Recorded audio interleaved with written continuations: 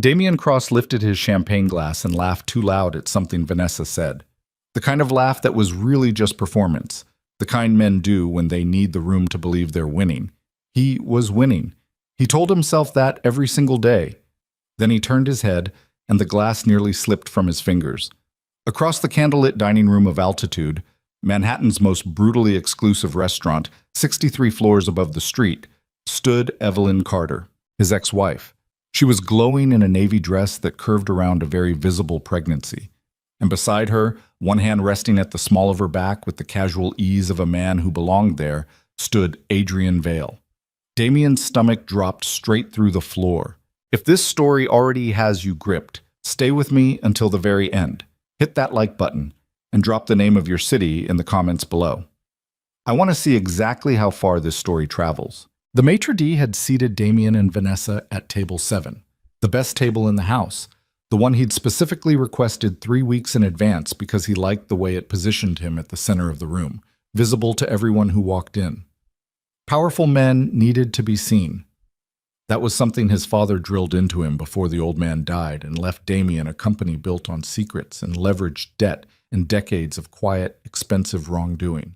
Damien Cross, 44 years old, CEO of Cross Capital Group, had never once questioned whether any of it was worth it. He questioned it now. Vanessa Hale was talking, she was always talking, about the renovation of her Chelsea apartment, about some gallery opening she wanted to attend, about a designer whose name Damien had already forgotten twice. She was 29, luminous in red, and she had appeared in Damien's life 11 months ago like a clean answer to a dirty question. He told himself he deserved her. He told himself a lot of things. Damien? Vanessa snapped her fingers lightly in front of his face. Are you even listening to me? Yes, he said. The gallery, Thursday. Saturday. Her eyes narrowed. What are you looking at? Nothing. But he was already looking again. Evelyn hadn't seen him yet. She was leaning slightly toward Adrian, saying something, and Adrian tilted his head to hear her better. A small, attentive gesture that landed in Damien's chest like a fist. Adrian Vale was 51, silver at the temples, with the kind of measured stillness that billionaires either developed or were born with. He ran Vale Capital and 3 subsidiary funds and sat on the boards of 2 international banks. He was not a man who made impulsive decisions. He was not a man who did anything carelessly. And he was standing next to Damien's ex-wife like she was the most valuable thing in the room, which Damien was beginning to understand with a nauseating clarity she probably was. You're staring at someone, Vanessa said. Her voice had shifted, cooler now. Old colleague, Damien said. No one interesting.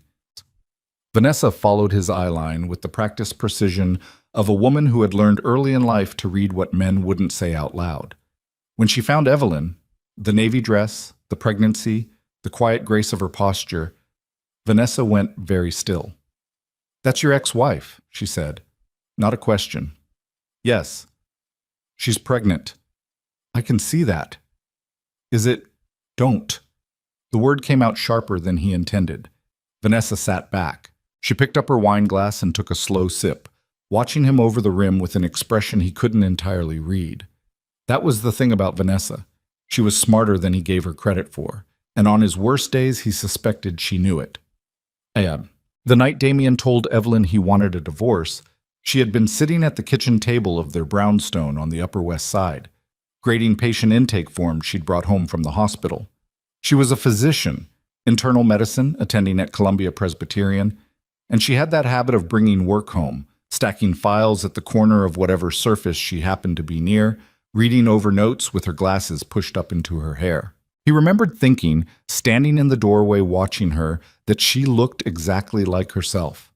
That was the only way he could put it, just entirely, quietly, unapologetically herself. No performance, no audience. He had walked into that kitchen and dismantled their marriage in under 4 minutes. I need more, he'd said, which was the cruelest and most cowardly way he could have phrased it. More than what? More than a woman who worked 80-hour weeks and still remembered his mother's birthday and sat with him in the dark after his first major company crisis without saying, I told you so. More than someone who had offered him honesty every single day and gotten his worst self in return. Evelyn had looked at him for a long time without speaking. Then she took her glasses out of her hair, folded them carefully, set them on top of the files, and said, "Okay, Damien." 2 words. That was it. No crying, no screaming, no negotiation. Just a quiet and complete withdrawal, like a tide going out. It had unnerved him more than any reaction he could have anticipated. He'd expected her to fight for them. The fact that she didn't told him, somewhere in the part of himself he refused to examine, everything he needed to know. Evelyn finally turned. Their eyes met across the restaurant, and for a single suspended second, the entire room, the murmur of conversation, the clink of crystal, the low jazz from the quartet in the corner, all of it compressed to nothing. She looked at him without surprise. That was the thing. Not with hurt, not with anger, not with the hunger of someone who missed what they'd lost. She looked at him the way you look at a street you used to live on, with a mild recognition that carries no particular longing, like he was part of a landscape she had simply moved away from. Then she looked away. She turned back to Adrian and said something, and Adrian glanced briefly in Damien's direction. A single, measured look, assessing and unhurried, before returning his attention to Evelyn. Damien realized he was holding his breath. "Excuse me," he said. Vanessa's hand caught his wrist. "Damien, don't. I'm just going to say hello." "No, you're not." Her fingers tightened slightly. "You're going to go over there and make this into something it doesn't need to be, because you can't stand the fact that she looks—" She stopped. "Looks what?" Vanessa met his eyes. "Happy," she said quietly. "She looks happy." The word went through him like a splinter. He sat back down. He'd met Evelyn Carter at a charity fundraiser 11 years ago, when he was 33 and she was finishing her residency. She'd been standing alone near the back wall with a plate of food, ignoring the networking happening around her with such magnificent indifference that he'd been drawn to her before he even registered her face. "You look like you're counting the minutes until you can leave," he'd said. She'd looked at him with those dark, steady eyes and replied, 47. I have a car coming at 9:15. He'd laughed, genuinely, the way he almost never laughed, and spent the next 46 minutes trying to give her a reason to stay. She'd gotten in the car anyway, but she'd given him her number first. Their relationship had been built on friction and admiration in roughly equal measure. Evelyn wasn't interested in his money or his connections. She was interested in people's insides, literally and otherwise. What made systems function? What caused them to break down? What could be repaired versus what had already gone too far? She asked him questions nobody asked him. She pushed back on decisions she thought were wrong without framing it as a battle. She had a laugh that she kept mostly private, reserved for people who'd actually earned it, and in the early years, Damien had been absurdly, almost embarrassingly proud every time he managed to draw it out of her. He had spent the better part of a decade slowly, methodically choosing his company over his wife. Not in one grand act. That would have almost been easier to understand. In 1,000 small ones, canceled dinners, missed appointments, conversations he'd half listened to while scrolling emails. The accumulated weight of being consistently, reliably less present than he'd promised to be. Evelyn had told him once, quietly, without accusation, which somehow made it worse, that she didn't feel alone when they were apart. She felt alone when they were in the same room. He'd told her she was being dramatic. Yes, the waiter brought their entrees. Damien stared at his steak without interest. Across the room, he watched Evelyn accept a glass of water from Adrian, who'd apparently flagged down a server without being asked, which was the kind of small attentiveness that only registered if you were looking for it, and Damien was looking for everything now. He watched her smile at something Adrian said. It was not her public smile. It was the private one. The one Damien used to count as evidence that he was doing something right. "You're going to cut straight through that plate," Vanessa said. He looked down. He'd been pressing his knife into the china hard enough to leave a mark. "Sorry." "Stop watching them." "I'm not." "Damien." Her voice dropped. "What exactly do you think is happening over there?" "I think," he said slowly, "that Adrian Vale doesn't do anything without a reason. Maybe his reason is that he met a woman he genuinely likes. Adrian Vale doesn't have casual dinners at altitude, not with someone he just met." Vanessa was quiet for a moment. "How long have you known her?" He looked up. "Evelyn," she clarified. How long were you actually together before you ended it? 7 years married, 8 total. Something shifted in Vanessa's expression. He'd been deliberately vague with her about the length of his marriage. Not lied, exactly, but omitted the specific weight of it, the way you omit inconvenient facts when you're trying to construct a particular version of yourself for someone new. 8 years, she repeated. Vanessa, and when exactly did the two of us start? She stopped herself, set down her fork. You know what? Never mind. I don't think I want the actual answer to that. The silence between them had a new texture to it, not hostile yet, but close. He excused himself at 9:40, ostensibly to use the restroom, and took the long route, the one that passed closer to Evelyn's table. He knew it was weak. He did it anyway. She was alone for approximately 30 seconds. Adrian had stepped away, phone call probably, the kind of men they both were required the same constant maintenance. And Evelyn was sitting with her hands wrapped around a glass of water, looking out at the city below the windows. Damien stopped beside her table. She didn't look up immediately. When she did, her expression was composed and completely unsurprised, as though she'd been expecting him to eventually migrate in her direction. Damien, she said. Evelyn. He cleared his throat. You look... I'm aware of how I look, she said. Not unkindly, just economical. You don't need to finish that sentence. He stood there like an idiot. How far along? 7 months. 7 months.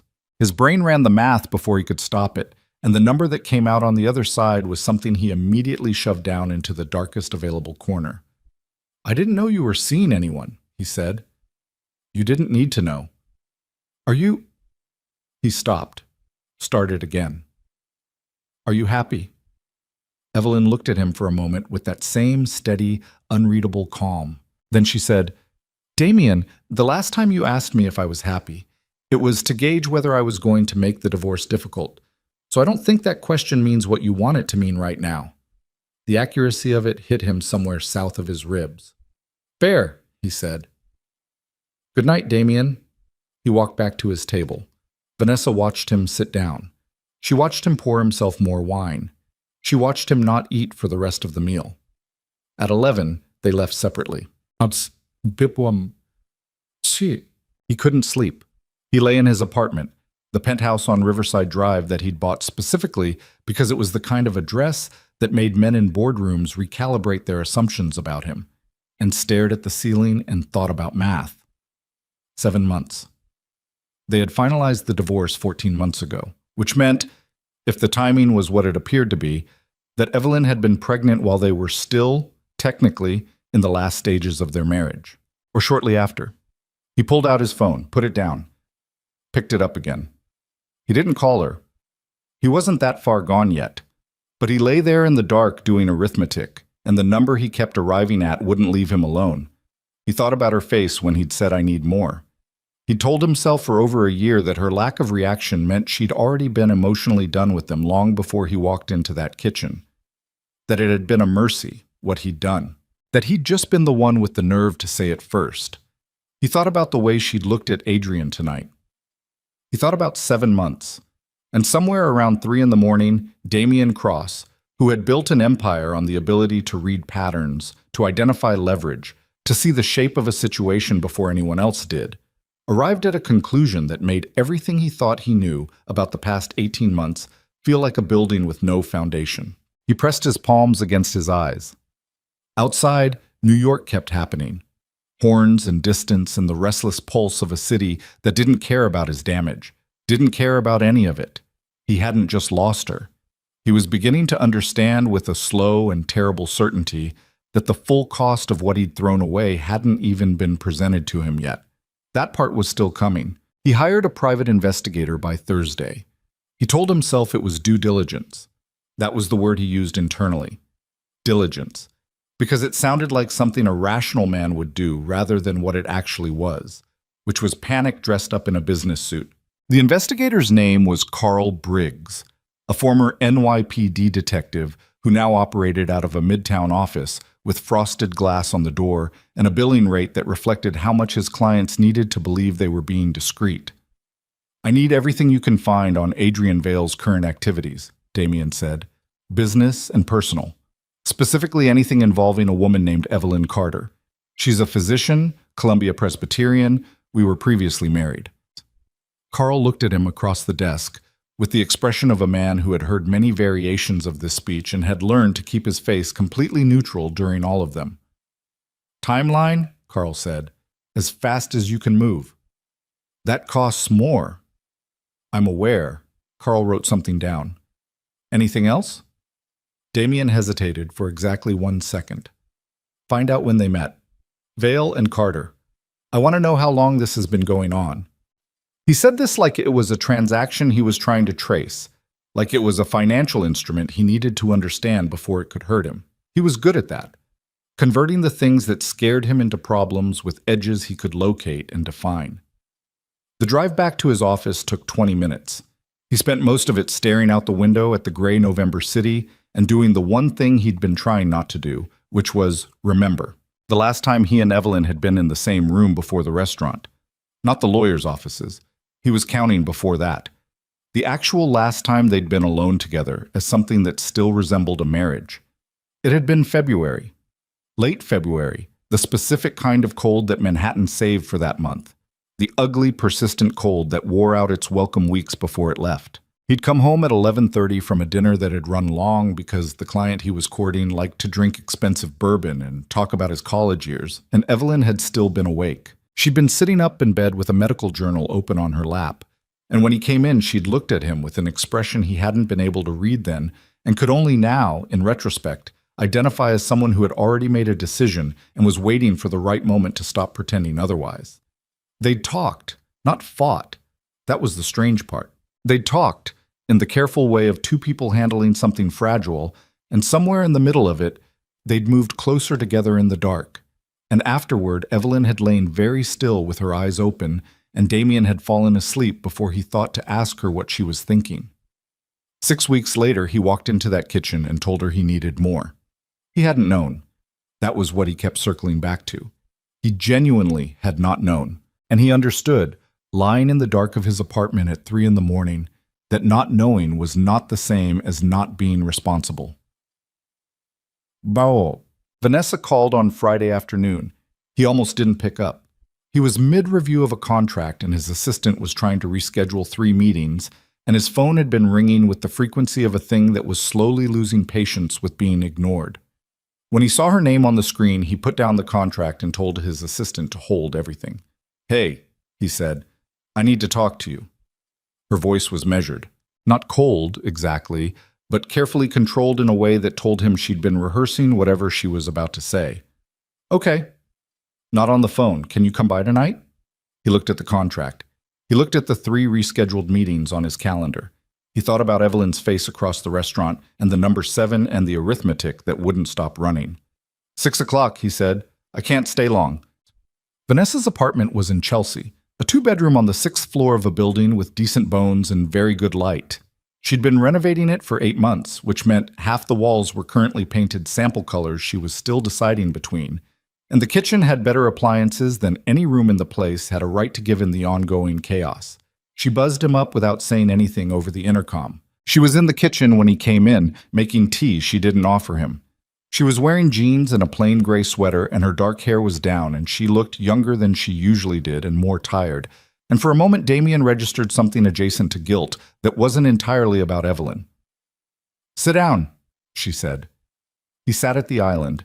She stayed standing on the other side of it, both hands wrapped around her mug. I've been thinking, she said, about the math. He went very still. 7 months, Vanessa continued. You ended your marriage, officially, with papers signed and everything, 14 months ago. But you told me the marriage had been over for a long time before that. You said you'd been living like roommates for over a year. She paused.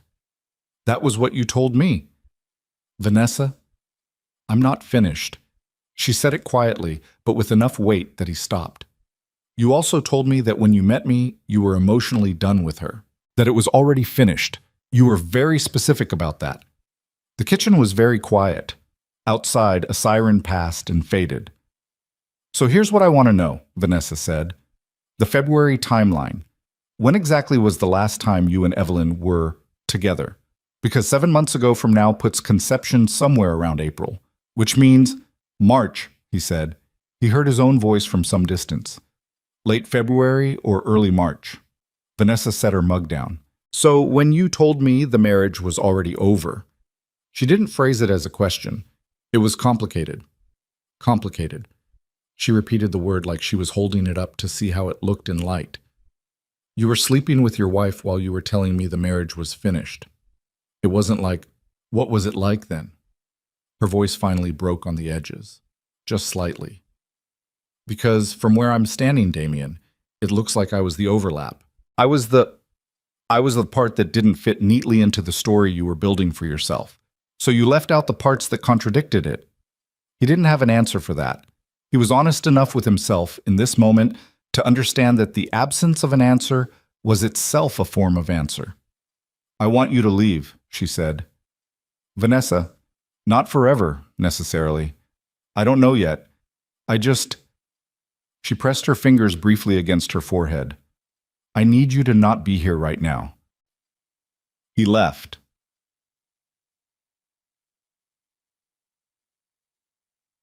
The report from Carl Briggs arrived the following Tuesday in a sealed envelope delivered to Damien's office by a courier who left without making eye contact. Damien closed his office door, sat down, and read it. Adrian Vale and Evelyn Carter had been introduced through a mutual colleague, Dr. Patricia Osei, chief of cardiology at NYU Langone, who apparently ran a loose but well-connected social circle that included several prominent figures in New York's philanthropic and medical communities. Their first documented public appearance together had been a benefit gala in early June, approximately 4 months ago, though Carl's notes indicated that earlier private meetings were possible and couldn't be fully ruled out. So they'd met after the divorce, or around the same time it became final. The timeline was clean in a way that should have been reassuring and wasn't, because Damien was discovering that the geography of emotional betrayal had very little to do with calendar dates. He kept reading. Adrian Vale's current professional activities included the standard portfolio management and board commitments. But there was something else buried in the middle of the report that Damien read twice, then set down, then picked up and read a third time. Vale Capital had, in the past 6 months, quietly acquired a significant minority stake in 2 of Cross Capital Group's primary limited partners, the institutional investors whose continued confidence was the structural foundation of Damien's entire business model. The acquisitions were legal, structured carefully, and had been executed through subsidiary vehicles that made them difficult to trace quickly. Damien sat very still for a long time. This was not a man who had wandered into Evelyn's life by accident and happened to have dinner at the same restaurant. This was a man who had been paying attention to Damien Cross for months before that dinner, moving pieces into position with the patience of someone who understood that the most effective kind of pressure was the kind you didn't feel until it was already everywhere. He pulled up everything he could find on Adrian Vale's family history. It took his research team 4 hours. What they found was this. Martin Vale, Adrian's father, had been the founder and sole owner of Vale Industrial Holdings, a mid-sized manufacturing company that, in 1987, had been destroyed in a hostile acquisition engineered by Cross Holdings, the company Damien's own father had run before passing it down. The acquisition had been accompanied by a campaign of fabricated financial disclosures, regulatory complaints filed under false pretenses, and the strategic withdrawal of 2 crucial lending relationships that left Martin Vale's company unable to refinance at a critical moment. Martin Vale had filed for personal bankruptcy 18 months after losing his company. He died in 1993, 6 years after the acquisition, at the age of 54. Adrian would have been 18. Damien leaned back in his chair and looked at the ceiling. His father had destroyed Adrian Vale's father, and for the past 6 months, Adrian Vale had been executing a quiet and methodical campaign to return the favor, while simultaneously becoming the man standing beside Damien's pregnant ex-wife in the most expensive restaurant in Manhattan. He picked up the phone and called his chief legal counsel, a careful woman named Margaret Chu, who had been with the company for 9 years and who had a gift for remaining calm in precisely the situations that made other people irrational. "Margaret," he said, I need you to review every limited partner agreement we have on file. Everyone. I need to know who holds what, who has recently transferred any interest, and what the notification requirements are if a partner's equity position changes hands. A pause. Damien, that's a significant... I know what it is. How long do you need? Give me 48 hours. You've got 36. He hung up and sat there in the silence of his office, the one he'd designed specifically to project authority, floor-to-ceiling windows, and clean lines and nothing personal anywhere, because personal things gave people information, and information was leverage. And for the first time in longer than he could remember, Damien Cross felt the specific cold of understanding that someone else was better positioned than he was. He called Carl Briggs back the next morning. "The limited partner acquisitions," he said. "I need to know when Vale started moving on those. Exact dates." "I can dig," Carl said. "Might take a week. 3 days." "That's not... Name your price." A pause. "I'll see what I can do." While he waited, Damien did what he always did when something was threatening him from a direction he couldn't fully see. He got busy. He worked 16-hour days. He sat through meetings with the rigid focus of a man who understood that showing weakness was the most dangerous thing he could do. He returned calls he'd been avoiding, signed off on contracts he'd been deferring, and was, by all external appearances, operating at complete functional capacity. Inside, he was trying to hold together something that had started cracking in a restaurant 3 weeks ago and hadn't stopped. On Wednesday evening, he was still in the office at 9:15 when his cell phone rang. Not his office line, his personal cell, the number he gave to maybe 20 people. The number on the screen was Evelyn's. He stared at it for 2 full rings. "Evelyn, I need to tell you something." Her voice was steady, but there was a tension underneath it. Something carefully reined in. "I thought about whether to call you, and I decided I'm going to tell you this because I think you deserve to know, not because I want anything from you. Are you listening?" "Yes." "The baby is yours." The office went completely silent. The hum of the building's ventilation system, the distant noise of the city 40 floors below, his own breathing. "Evelyn, I found out I was pregnant in April," she said. "The timing makes it unambiguous. I consulted with my OB and we confirmed the dates. I've known for 7 months, and I made the decision not to tell you until I was sure about what I wanted and what was best." "And what did you decide?" His voice was strange in his own ears, flatter than he intended. "I'm raising this child. Her name will be Aurora Carter. She will have my last name." A brief pause. "You have the right to know she exists. That's why I'm calling. I'm not calling to negotiate or to ask for anything. I'm not asking you to be involved." "Evelyn, she's my daughter." "Yes." No hesitation on that. "She is." "You can't just..." "I can, Damien." And there it was.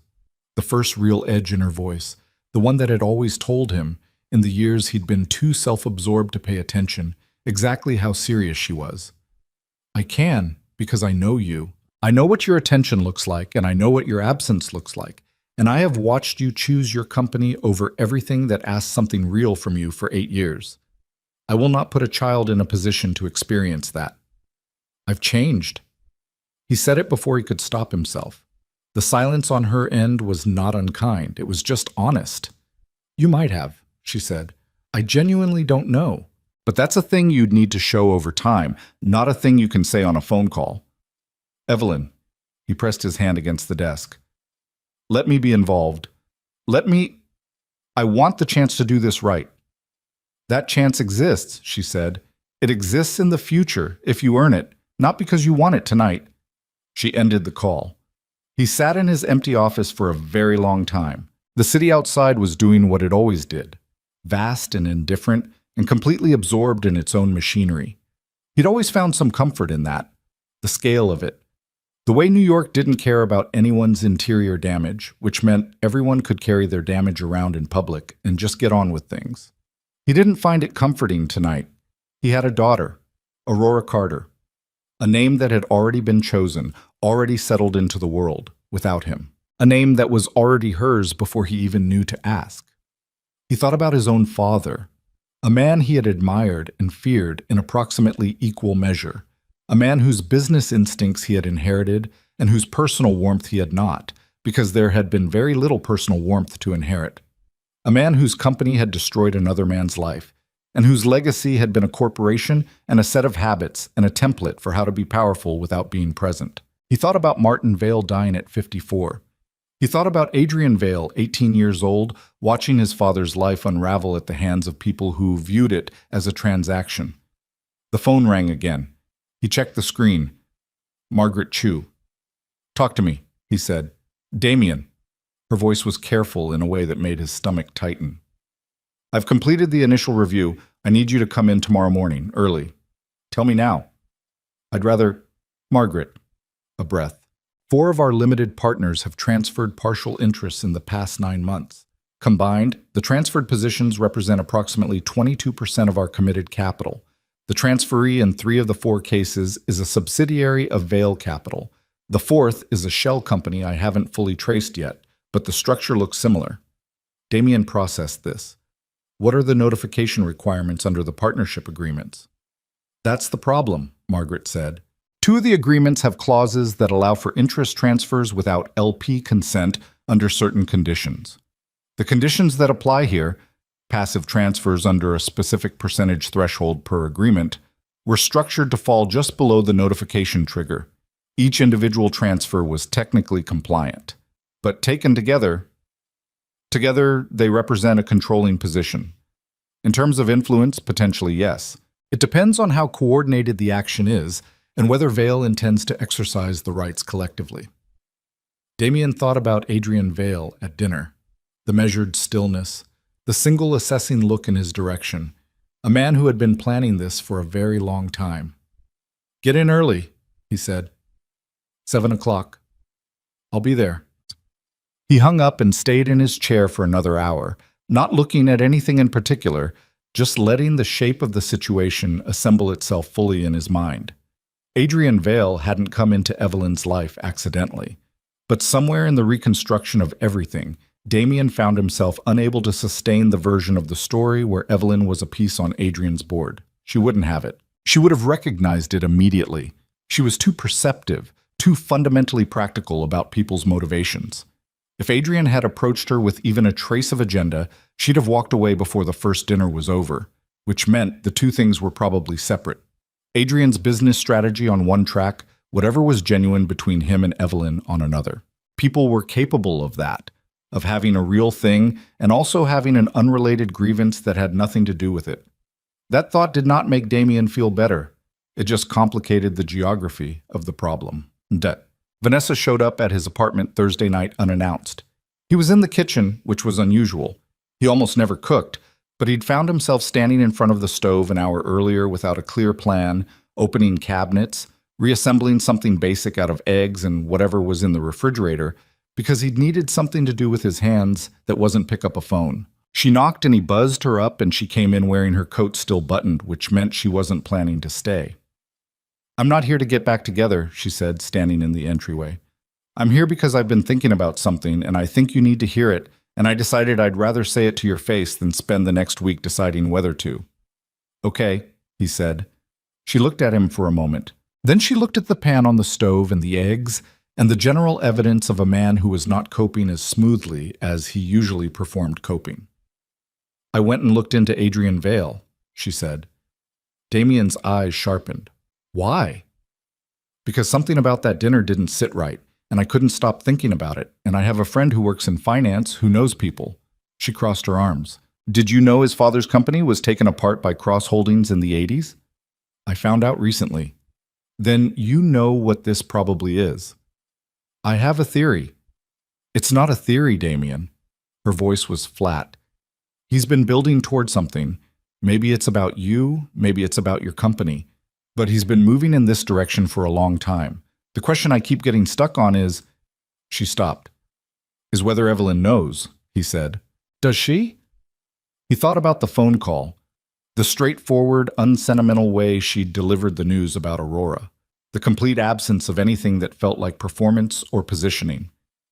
"No," he said. "I don't think she does." Vanessa stood there for a moment longer. Something moved through her expression. Not sympathy exactly, but the specific look of someone who has put down a heavy feeling they'd been carrying and isn't entirely sure what to do without it. "I was going to say something angry," she said. "I had several things prepared." "I know. But you look—" She shook her head slightly. "Never mind." "Vanessa." "I need time," she said. "I'm not saying it's over. I'm not saying it isn't. I'm saying I need time to figure out what I actually want here, and that requires you to give me space to do that without—" She gestured vaguely at him, at the eggs, at the general atmosphere of a man starting to understand the consequences of his choices. "Without all of this being my problem right now." "That's fair," he said. She looked at him one more time, and then she left. He stood in the kitchen alone. The eggs burned while he wasn't paying attention.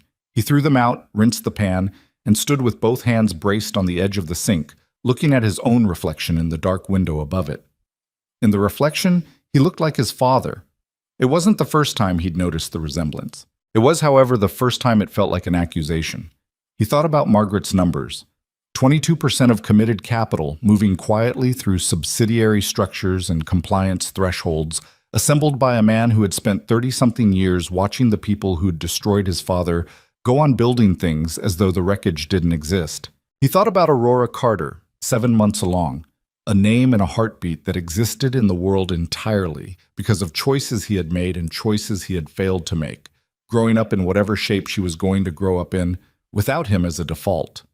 He pushed himself off the sink. He had work to do. He had Margaret at 7 and a legal strategy to construct and a company he needed to understand whether he could defend or whether defending it was the wrong instinct entirely. He had Carl Briggs who owed him information. He had the specific and uncomfortable task of figuring out whether the person he'd spent 20 years building himself into was the person he actually wanted to remain. He went to bed at midnight and woke at 5 and was in the office before anyone else arrived.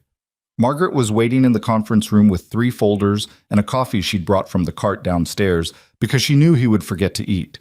He sat down across from her and said, "Tell me everything." And she did. Margaret had organized the folders by category: LP agreements, transfer documentation, and a third one she'd labeled simply Other, in a way that told Damien the third folder was probably the worst one. She was right. She walked him through the LP agreements first. The technical structure of what Adrian Vale had executed was, Margaret explained, a thing of genuine patience.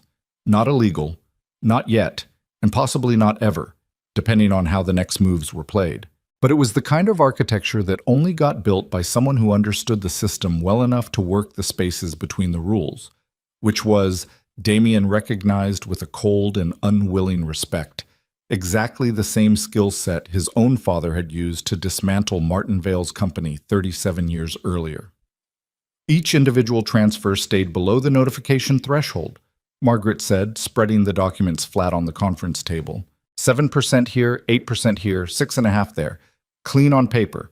But the 3 Vale Capital subsidiaries are all ultimately controlled by the same management entity, which means consolidated. They hold 21.5%.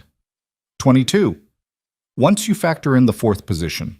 I traced the shell company overnight. It's registered in Delaware, director listed as a law firm I recognize. They do a lot of work for Vale Capital. Damien looked at the numbers on the page. What can he actually do with it? Margaret hesitated in the specific way she hesitated when the answer was worse than she wanted to deliver. Under the standard LP agreement terms, a coordinated 22% position gives him enough influence to block certain GP decisions that require supermajority consent. Capital calls above a specific threshold, major structural changes to the fund, and, she paused, removal of the general partner for cause. Define cause. The agreement language is broad. It includes documented evidence of fraud, misrepresentation, or material breach of fiduciary duty. She opened the 3rd folder, which brings us to the other thing. The other thing was a Securities and Exchange Commission preliminary inquiry notice, dated 6 weeks ago, addressed to Cross Capital Group. It had been routed through the company's compliance department, standard procedure, and had been sitting in the compliance officer's queue waiting for Damien's attention while he'd been busy moving other pieces around. The inquiry was preliminary, not a formal investigation. but it referenced 3 specific transactions executed by Cross Capital Group over the previous 2 years. Transactions that Damien had been aware of, had approved, and had understood at the time to be in a gray area that his legal team had cleared. His legal team had apparently cleared them using an interpretation that the SEC was now questioning. Margaret watched him read it. She didn't say anything until he set it down. "How long have you known about this?" he said. "I found it in the queue when I was reviewing the LP files. I don't know if it was deliberately suppressed or just fell through. Our compliance officer, Davis, he's been handling the preliminary response, but I don't think he escalated it to you because he thought he had it contained. Get Davis in here by 10. Already scheduled." He sat back. The morning light was coming through the conference room windows at a low angle, hitting the surface of the table and making everything look very sharp and very cold. He thought about the 3rd folder sitting open in front of him and the LP agreement and Carl Briggs and the whole long chain of cause and consequence that had been accumulating for months while he was occupied with a restaurant and a pregnancy and arithmetic at 3 in the morning. "Margaret," he said, "honestly, how bad is this?" She was quiet for a moment. Margaret Chu was not a person who softened assessments to make people feel better. It was one of the primary reasons he'd kept her for 9 years. But she was also not a person who panicked, and the expression she wore now was something between grave and measured. "If the SEC inquiry stays preliminary and we respond correctly, it's manageable," she said. "If it escalates to a formal investigation, and if someone is supplying them with supporting documentation that makes the case easier to build," she stopped, "then it's not manageable. Then it becomes something we need to handle very differently." He thought about Adrian Vale and his carefully assembled LP positions and his patience and his long memory. A man who had watched his father lose everything to the Cross family and had spent 30 years building the kind of power that made payback possible. Not the crude payback of anger, the precise payback of someone who understood that the most complete form of destruction was the kind that looked, from the outside, entirely legal. "Is there anything in the transactions the SEC is looking at," Damien said carefully, "that was actually fraudulent?" Margaret met his eyes. "That depends on interpretation." "That's not an answer."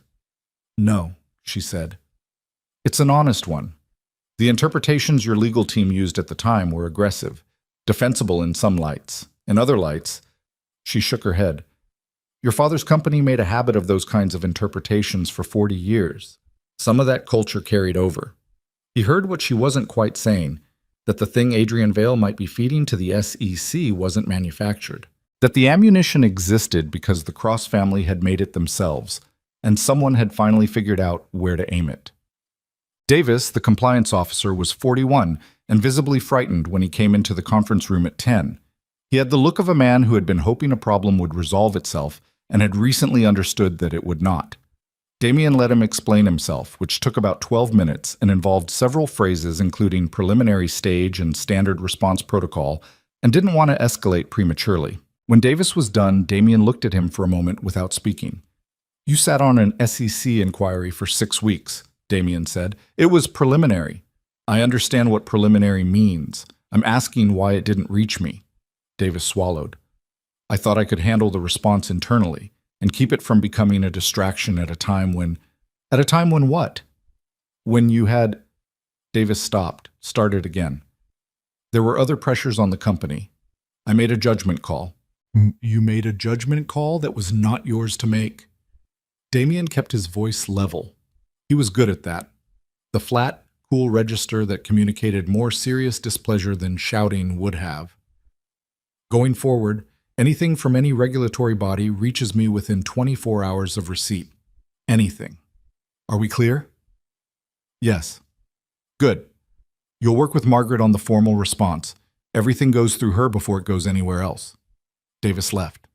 Margaret made a note. The morning continued. At noon, Damien's phone buzzed with a text from Carl Briggs. "Call me when you can. Found something on the SEC angle you should know." He called from his private office with the door closed. "The inquiry," Carl said without preamble. 3 of the transactions they're looking at.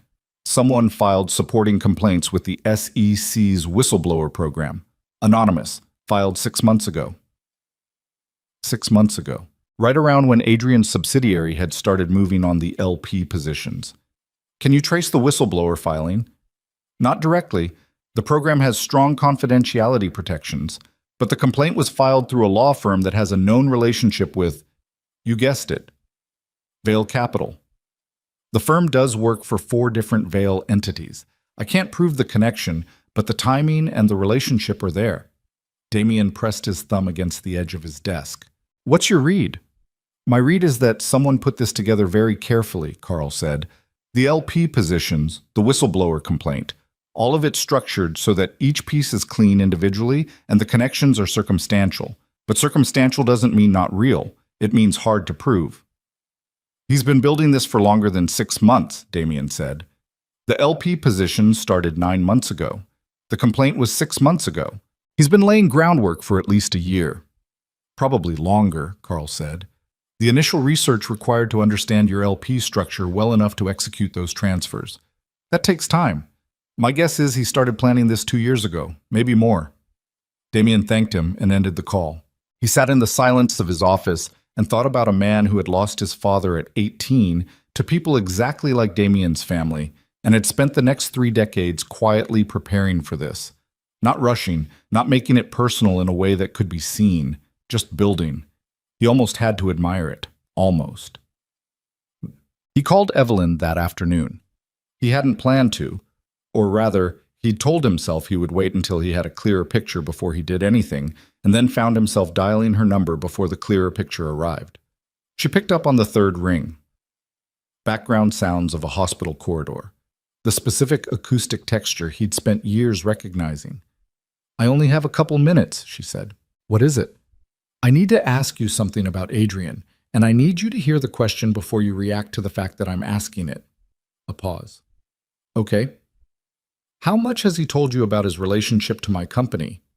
The pause this time was longer. He heard a door close, the corridor sounds muting. What does that mean? She said. It means I've learned some things this week that I think you should know.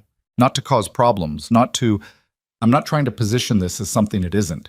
But you're having a child and you're involved with this man, and I think... Damien. Her voice was careful. Say what you're actually saying. He told her. Not everything, not the full structure of the LP transfers and the SEC inquiry and Carl's read on the whistleblower complaint. Just the core of it, that Adrian Vale's father had been destroyed by Cross Holdings in 1987, that Adrian had recently acquired a significant position in Cross Capital Group's limited partner structure, and that the timing of all of it appeared to be deliberate. He listened to her breathe for a moment when he was finished. I knew about his father, she said finally. He hadn't expected that. You did. He told me early on it wasn't hidden. He talked about it openly. He said it shaped him, that it was part of why he built what he built. A pause.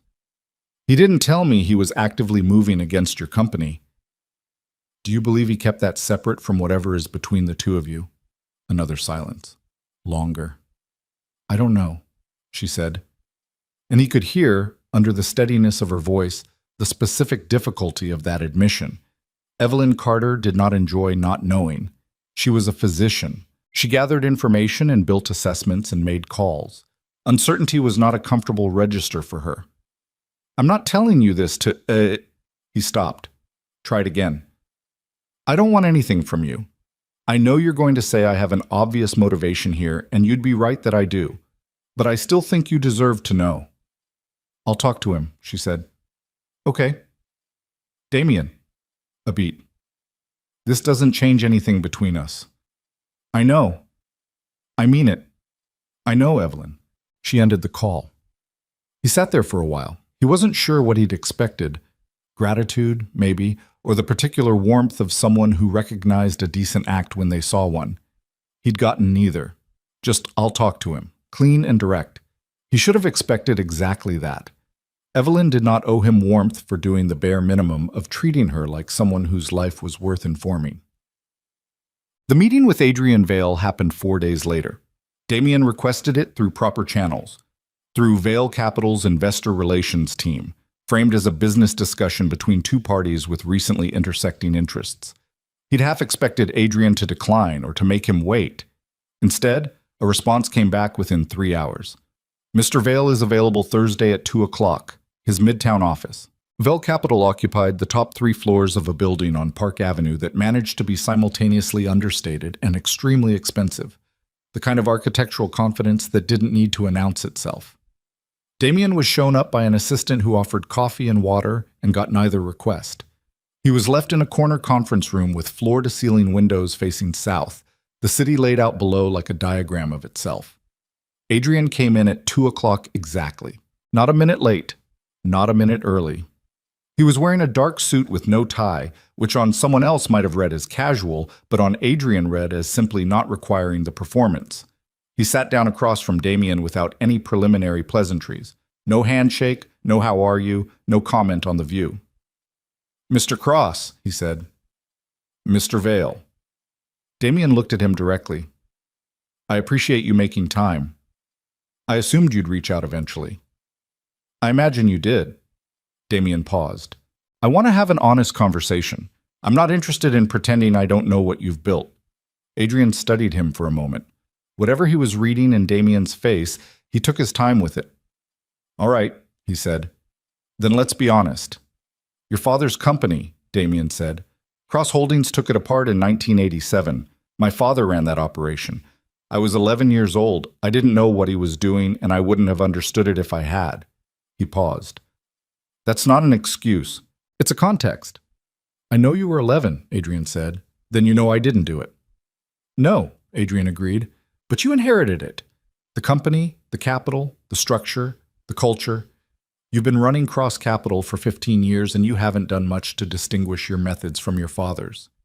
He said it without heat, just as a statement of observed fact. "The SEC transactions your compliance team is currently scrambling to explain, those aren't your father's decisions. Those are yours." Damien held his gaze. "They're being reviewed." "They should be." A silence settled between them. Not hostile exactly, more like two people who understood each other and were deciding how much to say. "What do you want?" Damien said. Adrian leaned back slightly. "What I want," he said, "is for Cross Capital Group to be subject to the same scrutiny as any other fund that operates the way yours has operated. That's all. I'm not interested in destroying you personally. I'm interested in accountability existing. And the LP positions are a legitimate investment. That gives you the ability to block GP decisions and potentially remove me for cause." "Yes." Adrian didn't blink. "It does." "And the whistleblower complaint with the SEC." Adrian looked at him for a moment. "I can't speak to what individuals choose to report to regulatory bodies." Which was not a denial. Both of them understood that. "If the SEC investigation goes formal," Damien said, "and you exercise the LP rights in coordination, you could effectively dismantle the fund." "Cross Holdings dismantled my father's company," Adrian said. "Everything he built, his entire life's work. He filed for bankruptcy 18 months later. He was dead 6 years after that." The temperature of his voice hadn't changed, but something underneath it had shifted, the way a river changes character where the depth increases. "I'm not looking to bankrupt you. I'm looking for the accounting to exist, in whatever form the process determines." Damien looked at his hands for a moment. Then he looked up. "What would cooperation look like?" he said. Adrian was quiet for several seconds. It was not the pause of someone who hadn't considered the question. It was the pause of someone deciding whether the person asking was asking it honestly. "Full transparency with regulators," Adrian said. "No obstruction. Proactive disclosure of the transactions under review and any others that fall in the same interpretive territory. Structural reforms to compliance. If the review determines financial penalties, you pay them without challenge. And the LP positions remain as they are, as a legitimate investment." He paused. "I have no interest in your company once it's operating cleanly. That's not what I built toward." "What did you build toward?" Adrian looked at him for a long moment. "My father died," he said, "believing there was no such thing as accountability for people like yours. I built toward making that belief wrong." The room was very quiet. Damien thought about the third folder on Margaret's conference table. He thought about Davis sitting on an SEC inquiry for 6 weeks. He thought about his father and the aggressive interpretations and the culture Margaret had named carefully without naming it directly. He thought about 15 years of running a company whose foundation he'd never actually examined, because examining it would have required asking questions he'd preferred not to ask. He thought about Aurora Carter, not because she was connected to this room or this conversation, but because she had arrived in his mind with increasing frequency over the past 2 weeks, this daughter he hadn't known about. This person whose existence was the direct result of choices made by a man who had spent his life prioritizing the wrong things. And the fact that she was coming into the world regardless of whether he figured himself out fast enough to be useful to her. "I'll need to speak with my legal team," he said. "Of course. And I want it understood." He stopped himself. He'd been about to say, "I want it understood that Evelyn has nothing to do with this," but he caught it in time because saying it would make it sound like a negotiation point. And it wasn't. It was just something that was true. "Evelyn," Adrian said before Damien could reformulate the sentence, "is entirely separate from this conversation. She always has been." "I know," Damien said. "I think I knew that." "Then why are you saying it?" Damien looked at him. "Because I needed to say it out loud." Something moved in Adrian's expression, not warmth exactly, but the specific acknowledgement of a human thing. The kind of recognition that passed between two people who were not friends and were not enemies, and were both in the presence of something larger than the immediate transaction. Adrian stood, extended his hand. Damien stood and shook it. He drove home in the back of a car through Thursday afternoon traffic, watching the city through tinted glass. His phone had 17 messages, and he looked at none of them. He watched a cab cut across 3 lanes near Grand Central and nearly cause a collision that somehow didn't happen, and thought about the distance between nearly and not. Vanessa called at 6. He answered. "How was it?" she said. She knew about the meeting.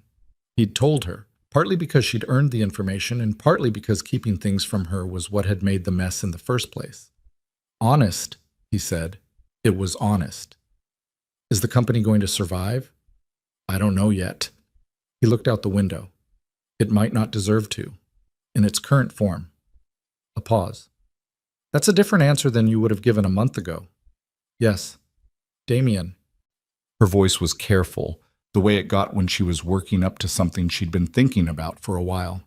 "I've been trying to figure out what I want. What you asked me to figure out." "I remember." "I think what I need to know," she said, "is whether you're doing any of this. The meeting with Vale, the cooperation, whether you're doing it to save the company or because you actually understand what needs to change." He was quiet for a moment. "I don't fully know yet," he said. "I think it started as saving the company. I think somewhere in the middle of it, it became something else." "That's honest." "I'm trying." "I know you are." Another pause. "I'm not ready yet. I want you to understand that I'm not saying that to punish you. I just need more time to trust what I'm seeing." "Okay," he said. "Okay," she said. The car moved through traffic. The city outside was going dark at the edges, that particular late autumn dusk that turned Manhattan into a study in gradients. The sky above still pale, the street level already buried in the yellow wash of streetlights and storefronts. He'd lived in this city for his entire adult life, and never once looked at it the way he was looking at it now, with the specific clarity of a man who understood he had been here this whole time without actually paying attention. He asked the driver to stop 2 blocks before his building. He got out and walked the rest of the way in the cold. He didn't know whether the company would survive the review.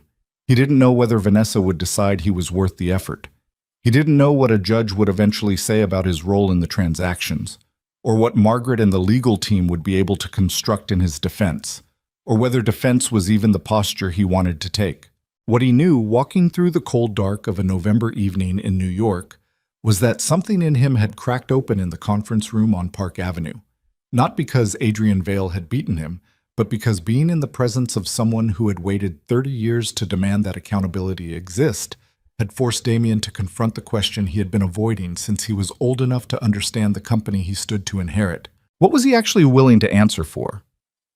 He reached his building. The doorman nodded. The elevator carried him up in silence. His apartment was dark and quiet, and exactly as he'd left it. No one there, No sounds, no evidence that anyone had ever sat in the chair by the window or cooked anything in the kitchen or stood at the sink looking at their own reflection and failing to like what they saw. He turned on a lamp. He sat down. He picked up his phone and opened the contact he'd saved 2 days after Evelyn's call. Labeled simply Aurora. Not a number, just a name, a placeholder for the conversation he didn't know yet how to have, and he looked at it for a long time without pressing anything. Then he put the phone face down on the table, and he sat in the quiet of his apartment and let the full weight of everything settle where it needed to settle, without trying to manage it or reframe it or convert it into something with edges he could locate and control. It was the hardest thing he'd done in years. It was also, possibly, the most honest. The SEC inquiry became a formal investigation on a Tuesday in December, 12 days before Christmas, delivered via certified letter that Margaret received at 8:15 in the morning and placed on Damien's desk without comment, which was her way of communicating that commentary was unnecessary. He read it twice, set it down, picked up his coffee, which had gone cold while he was in an earlier meeting, drank it cold anyway. "Okay," he said. Margaret was standing by the window with her own coffee and the particular posture of someone who had been preparing for this moment for 3 weeks and was now simply inhabiting it. "The response timeline is 60 days. We have room to construct something thoughtful rather than reactive." "I want to cooperate fully," Damien said. "I want that to be the stated position from day one. No posturing, no delay tactics, no interpretive games with the disclosure requirements." Margaret looked at him. She'd been looking at him differently for the past 3 weeks, not with suspicion, but with the careful attention of someone recalibrating an assessment they'd held for a long time. That's a significant departure from how this company has historically handled regulatory contact. "I know. It will be read by some as an admission of wrongdoing. Then they'll read it that way." He set down the coffee. "Get me a list of every transaction that falls in the same interpretive territory as the 3 they're already looking at. I want full disclosure, whatever the number is." "Damien." She said his name the way she said it when she was deciding whether to say the next thing. "There could be more than 3. "I know. If there are significantly more, then there are significantly more." He looked at her directly. "Margaret, I hired you 9 years ago because you're the most honest person in any room you walk into. I need that right now more than I need strategy." She held his gaze for a moment. Then she nodded, once, and went to work. The legal team they brought in for the investigation response was a white-collar firm out of Washington with a reputation for navigating exactly this kind of situation. 3 senior partners who wore conservative suits and spoke in careful, calibrated sentences and had, between them, handled 4 decades of federal regulatory matters. Their lead partner, a woman named Diane Forsyth, sat across from Damien in his conference room on their first meeting and said, "Tell me what you want the outcome to look like." "I want it to be accurate," Damien said. Diane looked at him the way lawyers looked at clients who said things that didn't follow the expected script. "Accurate," she repeated. "Whatever happened, happened. I want the process to find it, name it, and determine the appropriate consequence. I'm not asking you to minimize or delay. Mr. Cross," she set down her pen, "I've been doing this for 23 years. I need you to understand that cooperation and full disclosure still require strategy. It's not about hiding. It's about presenting the truth in a way that's complete and accurate rather than selectively damning." "I understand the distinction." "Do you? Because what you're describing has real financial consequences. Potentially criminal referral territory, depending on what the full disclosure surfaces." "I understand that." Diane studied him. "All right," she said, slowly. "Then let's look at everything." They spent 3 days reviewing documents.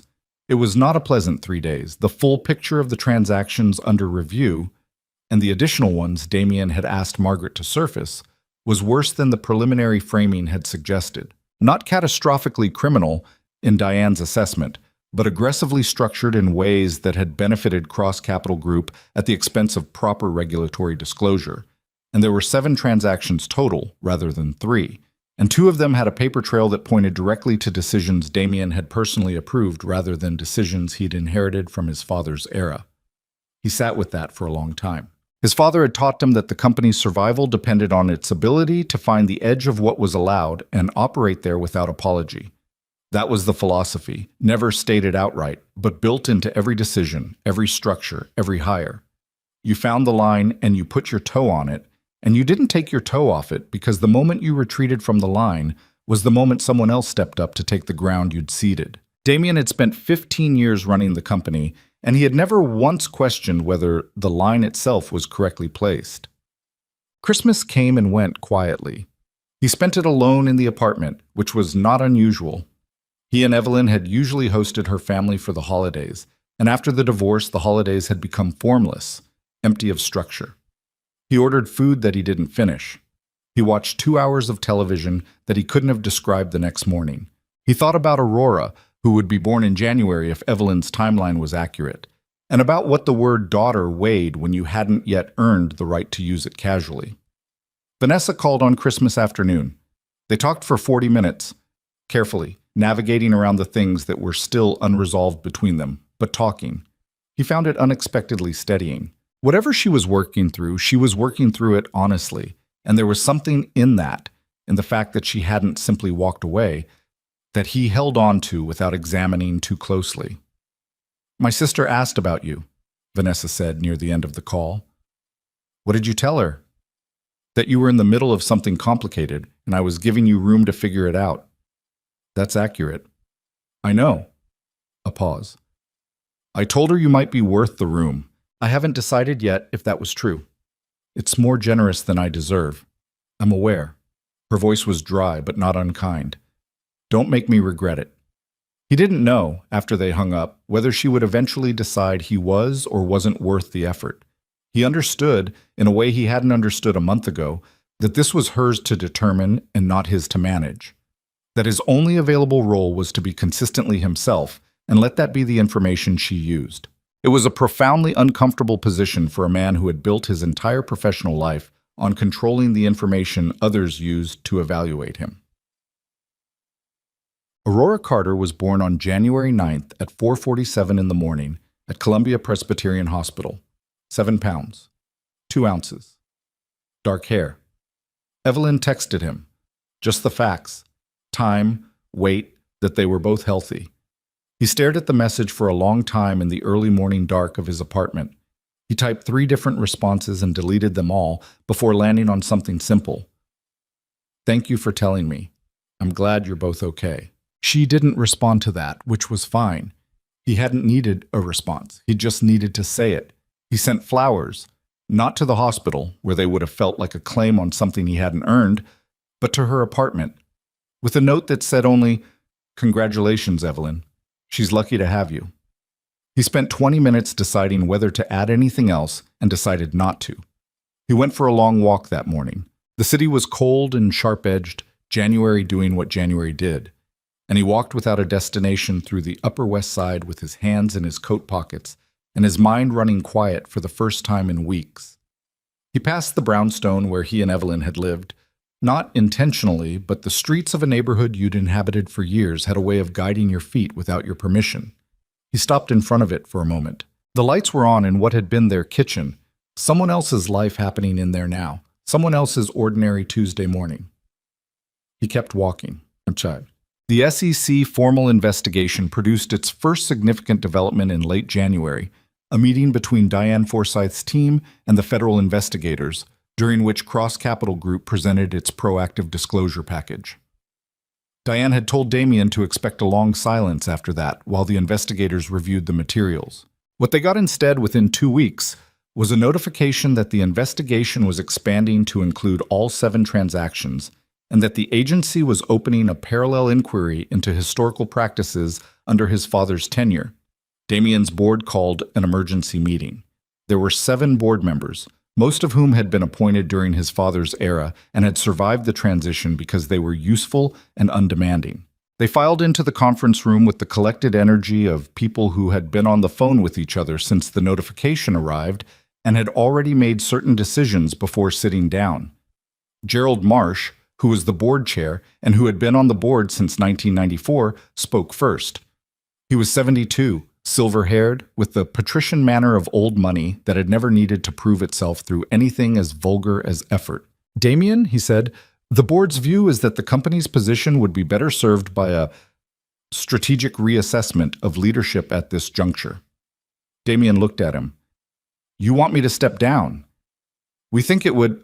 That's what it means when you say strategic reassessment of leadership, Gerald. I want us to use plain language. Gerald's jaw tightened slightly. The other board members arranged their faces into various configurations of discomfort. The company's interests require someone who can operate without the regulatory shadow. The regulatory shadow exists because of practices this company engaged in under my father's leadership and continued under mine, Damien said. Stepping me out to install someone without that association doesn't change what the company did. It just changes who absorbs the accountability. That's precisely the point, said another board member, Richard Tate, who managed 2 hedge funds and viewed all situations primarily through the lens of optics. Accountability needs to be localized so the company can move forward. You mean someone needs to take the fall so the rest of you don't have to? The room went quiet. I'm not resigning, Damien said. I'm cooperating fully with the investigation. I've disclosed everything proactively, and I intend to remain in this position and implement the structural reforms that should have been implemented years ago. If the board wants to remove me, use the mechanisms available to you, but I'm not handing you a convenient exit on my own.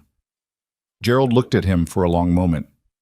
The LP structure, he said finally, Vale's position, is a legitimate investment as I understand it. If the board intends to seek my removal for cause using the LP provisions, they're welcome to make that case. Are you not concerned that Vale would support it? Damien thought about the conference room on Park Avenue.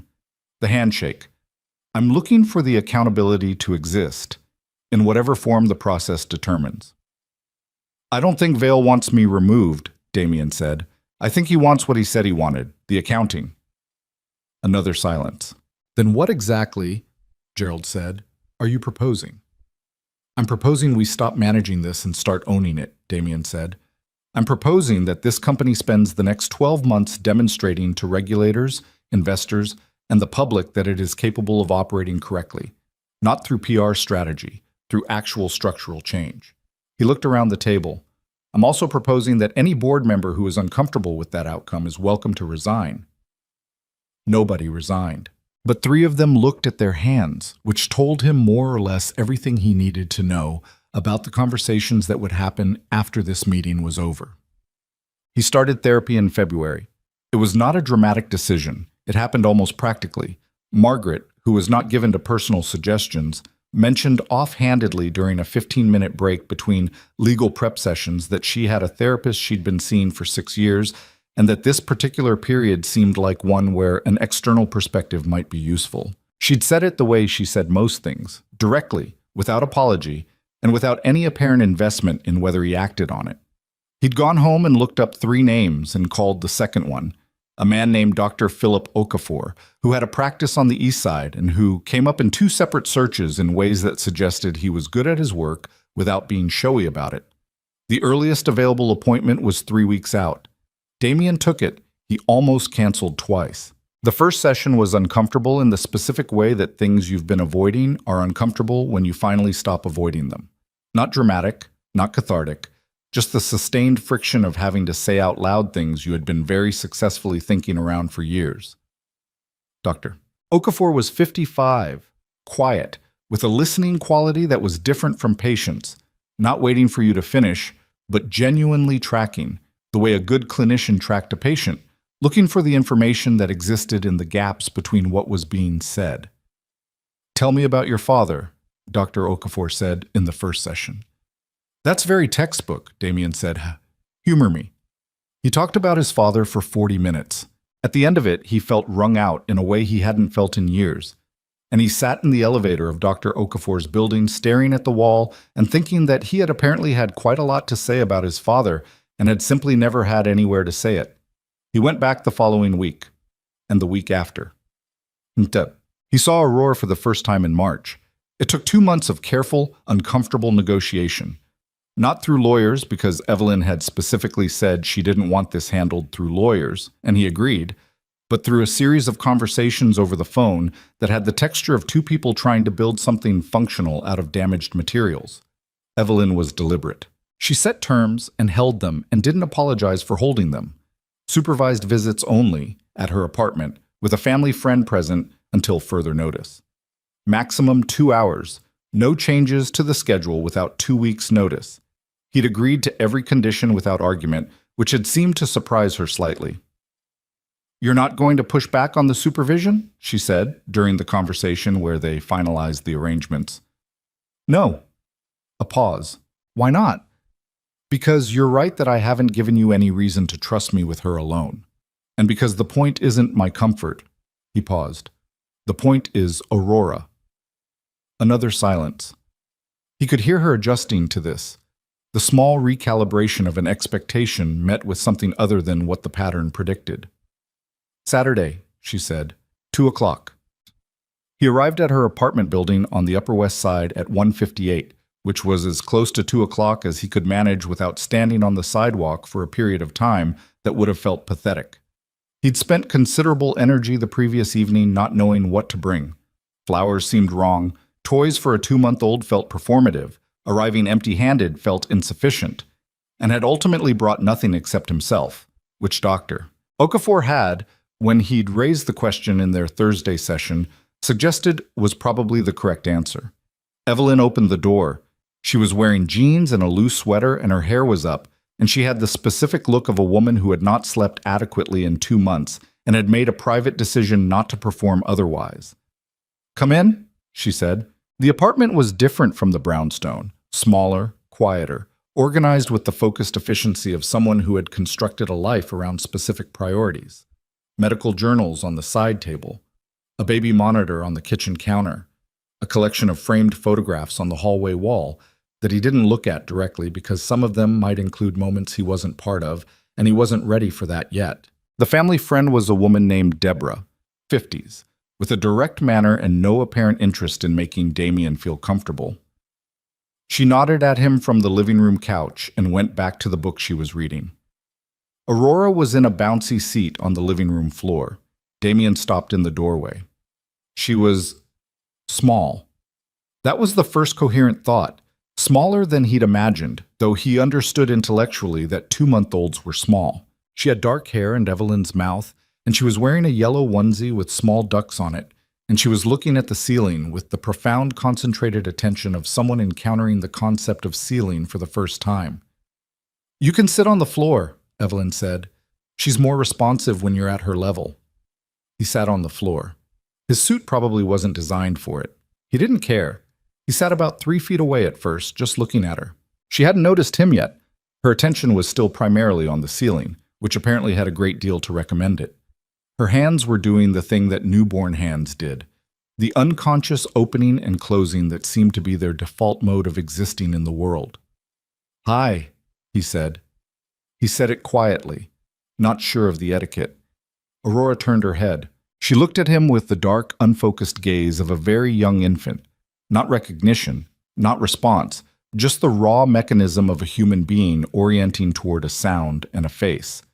But she looked at him, directly, with the whole unself-conscious attention of someone who hadn't yet learned to manage their reactions for an audience. He felt something happen in his chest. He didn't have a clean word for it, not sentiment. It was rawer than that, more structural, like a load-bearing thing that had been cracked for a long time had finally shifted into a different configuration. "She does that," Evelyn said from the doorway. "She looks at people like she's trying to figure out if they're worth the effort." "Smart," he said. His voice came out slightly wrong. Evelyn came and sat on the couch, a few feet behind him. Close enough that this didn't feel like he'd been left alone with Aurora, which was the arrangement, but giving him what space existed. He spent the next 20 minutes just sitting near her. He didn't pick her up. He didn't ask, because the relationship between himself and Aurora did not yet include the assumption of permission, and he understood that. He talked to her a little, quietly, awkward, in the specific way you were awkward when you were saying things out loud that you'd only ever thought. He told her his name. He told her he was going to try to be someone she could count on. He knew she didn't understand any of it. He said it anyway, because it felt important to say it in her presence, rather than in his own head. Because those things had a different weight when you said them toward the actual person they concerned. Deborah turned a page of her book and otherwise ignored him entirely, which was a form of dignity he appreciated. When he got up to leave at 4 o'clock, Evelyn walked him to the door. She looked tired but not unhappy. There was something in her face he couldn't entirely read, not warmth, not its absence either, just the close attention of someone evaluating a thing that was ongoing. "Same time next week?" he said. "Same time next week," she confirmed. He went home and sat in his apartment for a long time without turning on any lights. Spring came. The investigation proceeded with the slow, grinding patience of federal processes. Diane Forsyth's team delivered the full disclosure package in April, and the SEC investigators spent 6 weeks reviewing it before scheduling a formal interview with Damien. 3 hours in a federal building in Lower Manhattan, questions about specific transactions, specific decisions, specific approvals. He answered everything. Diane had prepared him thoroughly, but the preparation wasn't really about strategy. It was about clarity, knowing what he had done well enough to describe it accurately without embellishment in either direction. Walking out of that building into the April afternoon, he felt something he hadn't expected. Not relief, not dread, but a kind of functional lightness that came from having nothing left to manage. Whatever the investigators found, they would find. Whatever they determined, they would determine. He had put everything on the table. That was done. He called Margaret from the steps. "It went as expected," he said. "I'll debrief with Diane this afternoon." "The board wants a call tonight," Margaret said. "I know. Schedule it for 7. Gerald called twice this morning." "Gerald can wait until 7. He looked up at the sky, which was that particular April blue that Manhattan occasionally produced as though to remind you it was still there under everything. "Anything else?" "The therapy office called to confirm Thursday." "Tell them I'll be there?" He ended the call and stood on the steps for another minute. A man walked past, eating a sandwich and talking on his phone and looking at the pavement, completely absorbed in whatever his own complicated day contained. And Damien watched him go and thought about the strange thing it was to be alive inside a city full of people who were each carrying their full specific weight of it, all at the same time, largely invisible to each other. The visits with Aurora continued every week through March and April and into May, and they changed in the incremental way that things changed when no single moment was a transformation, but the accumulation of moments was. He learned to hold her properly by the 4th visit. Evelyn showed him, matter-of-factly, without ceremony, the way you'd show someone a practical skill. He learned that Aurora had strong opinions about being set down when she didn't want to be set down, which she communicated with a volume and conviction that seemed remarkable in a person who weighed 11 pounds. He learned that she calmed if you walked with her, not rocking, walking, a specific forward motion, and that she had a fascination with light sources that she regarded with the intense philosophical focus of someone working out a fundamental problem. He learned, slowly and imperfectly, the physical language of a small person who had no other language yet. Deborah stopped coming to the visits in late April. Evelyn mentioned it casually, mid-visit, while they were both sitting on the floor watching Aurora work through the complicated project of trying to grab her own foot. "Deborah has a schedule conflict on Saturdays going forward," Evelyn said. "I thought it was probably fine at this point to adjust the arrangement." Damien looked at her. "You sure?" "No," she said honestly, "but I think it's the right direction." It was the closest thing to trust she'd offered him since the restaurant. He didn't make a thing of it, because making a thing of it would have been the wrong move. It was a small adjustment in terms with room to be revisited, and that was all. And treating it like a larger victory than it was would have been exactly the kind of presumption he was trying to stop being guilty of.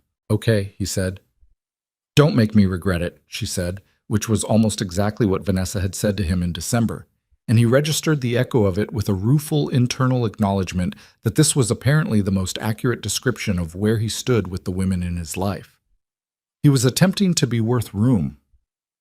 It was harder work than anything he'd done professionally, and more important, and on most days he wasn't confident he was doing it right. Dr. Okafor had told him, in one of their sessions in March, that the discomfort of not knowing was not a symptom of doing it wrong, it was often the opposite. That the absence of discomfort, the easy confidence, was sometimes what you should be suspicious of. "You spent years being confident," Dr. Okafor said.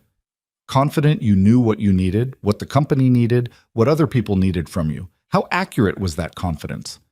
Damien had thought about that for a long time. "Not very," he said. "So the discomfort might be useful information." He'd been thinking about that ever since. The discomfort as information rather than obstacle. The uncertainty not as weakness, but as the accurate internal reading of a genuinely uncertain situation. Vanessa came back in May. Not all the way back. That would have been too neat, too resolved, and they were both too practical for that. But she called one evening and said she wanted to have dinner. A real dinner, not a conversation about whether they were having a conversation. And he said yes.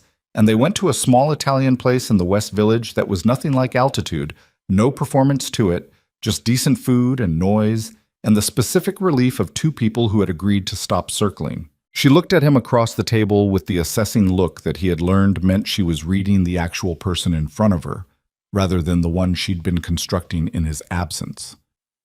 "You look different," she said. "Different how?" "Less managed."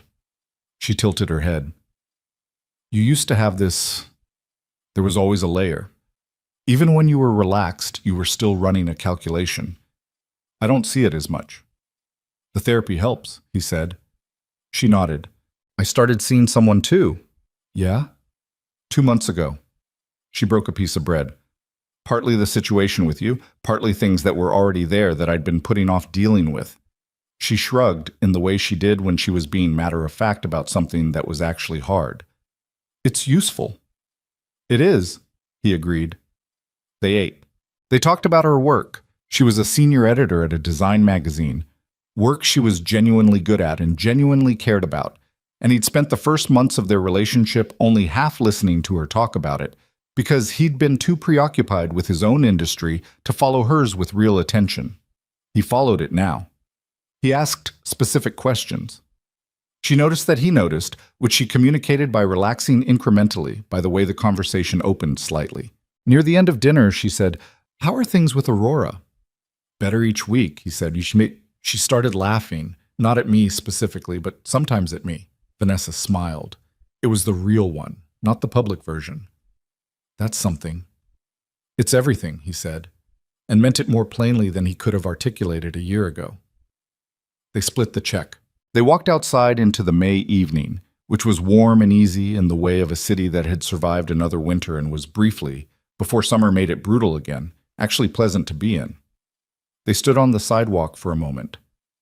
"I'm not back," Vanessa said. "I want you to be clear on that. I'm in process." "I know. But I wanted to see if this was still real or whether I'd built something in my head that didn't exist." "And?" She looked at him. "It's real," she said. "Whether that's good news or bad news, I haven't finished deciding."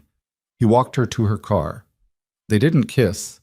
She got in and drove away, and he stood on the West Village sidewalk watching her taillights until they turned the corner, and felt the specific thing that was not quite hope, and not quite its absence, but something with the texture of both held at the same time.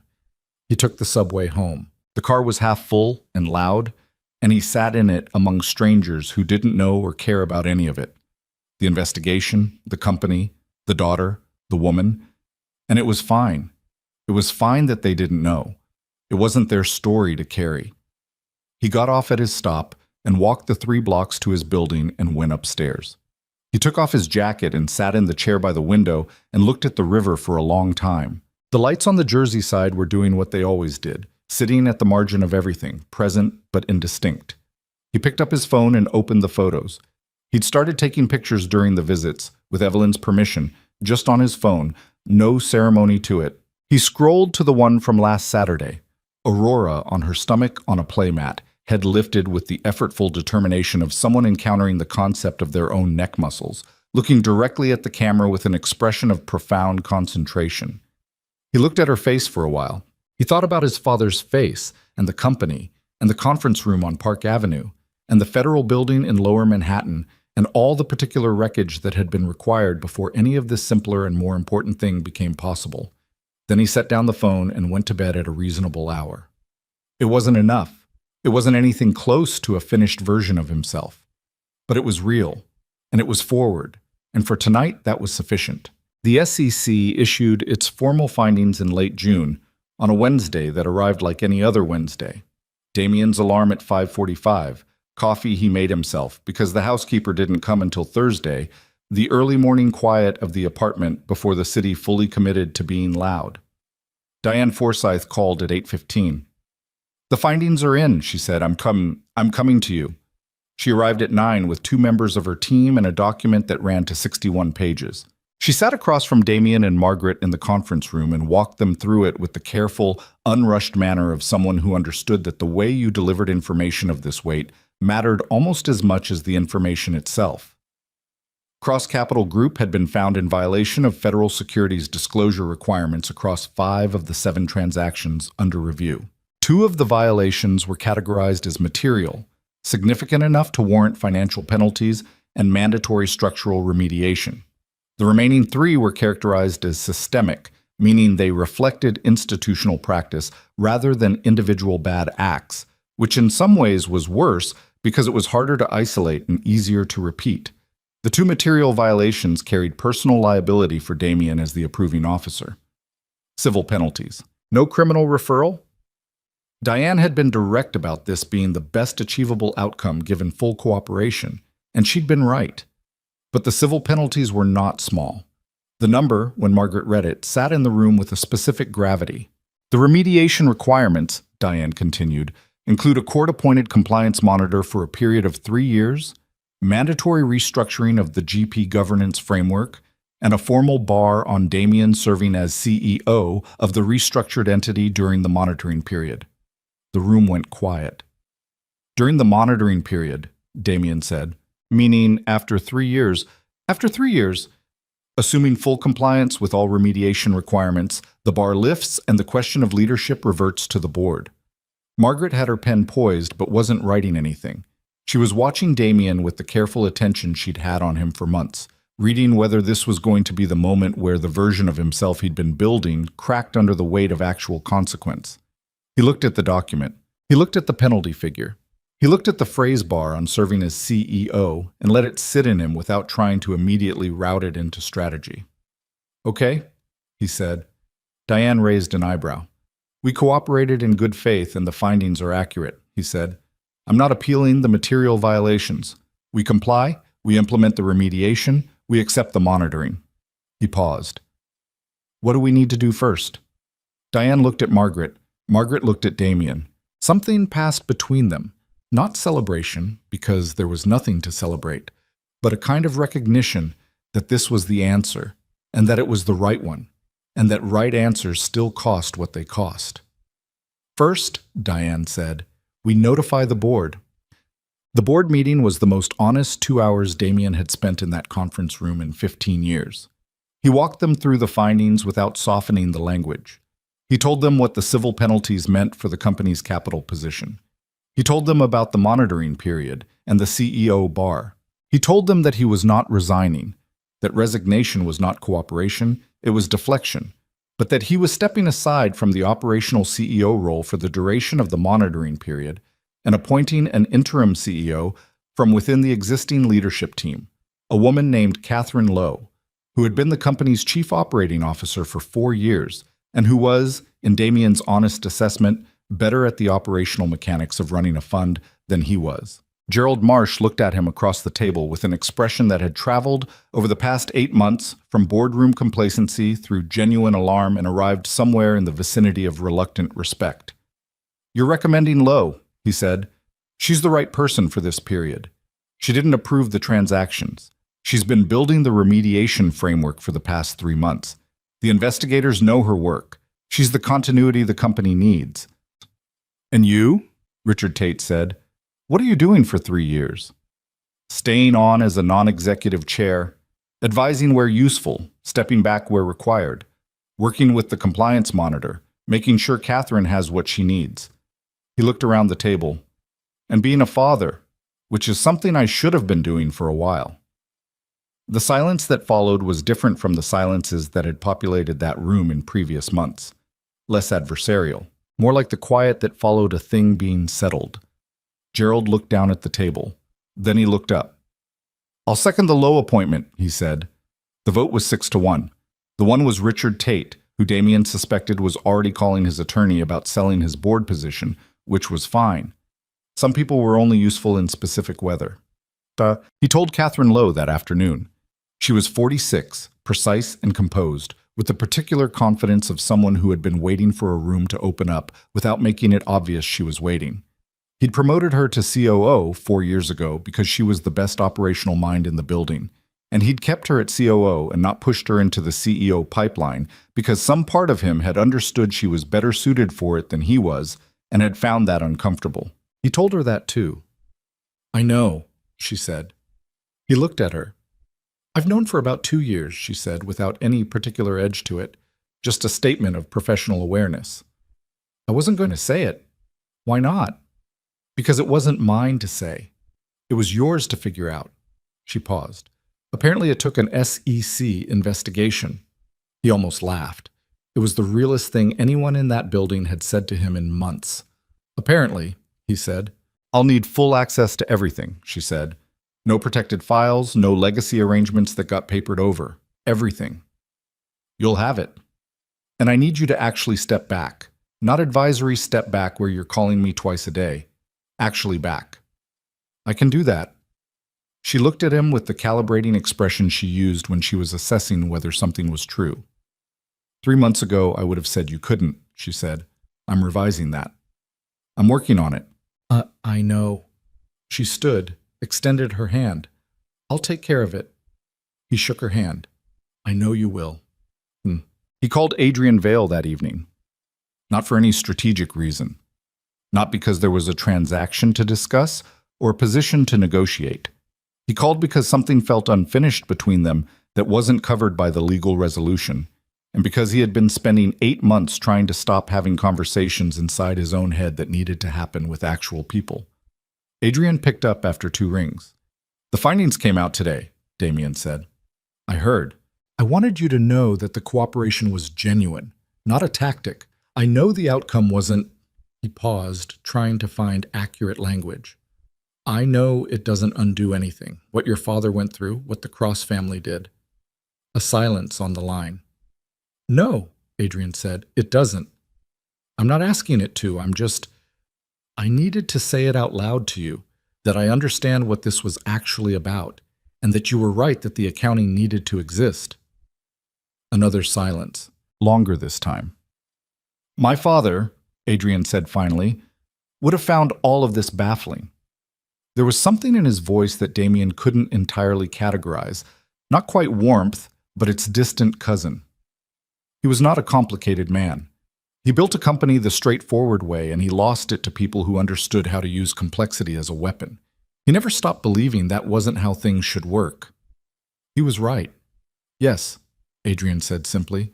"He was." They were quiet for a moment. 2 men on opposite ends of a 37-year story, sitting in the particular silence of people who understand each other without being friends, and will probably never be friends, and have arrived, through the long wreckage of consequence and inheritance, at something that is at least honestly itself. "How is she?" Damien said. "She's well." No hesitation, no territorial edge to it, just a straightforward answer. "She finished her fellowship extension last month. She's back full-time at Columbia." "And Aurora?" "Growing extremely fast," Adrian said, "and very opinionated about it." Damien smiled at the ceiling of his apartment. "I noticed." "She'll be fine, Damien." It was the first time Adrian had used his first name, and it landed differently than he'd expected. Not warm, but human, specific. "Whatever else is complicated, she's going to be fine." "I know," he said. "I'm working on making sure she is."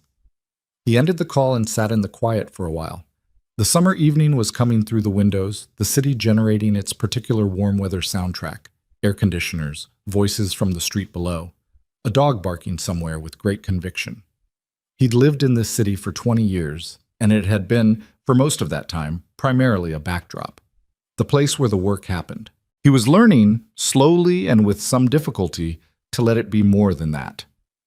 18. Aurora's first birthday was in January of the following year. Evelyn organized a small gathering. Her close friends, her sister who had come from Boston, a handful of people from the hospital. She'd invited Damien, which still had the specific quality of a door opened carefully rather than thrown wide. But it was an open door, and he walked through it without making it into more than it was. He arrived with a stuffed elephant that Aurora had, on a previous visit, attempted to absorb through sheer proximity, sitting next to it, leaning against it, occasionally placing her face directly on it with the serene determination of someone who had decided that this object was theirs and the world would simply need to adjust. He'd remembered.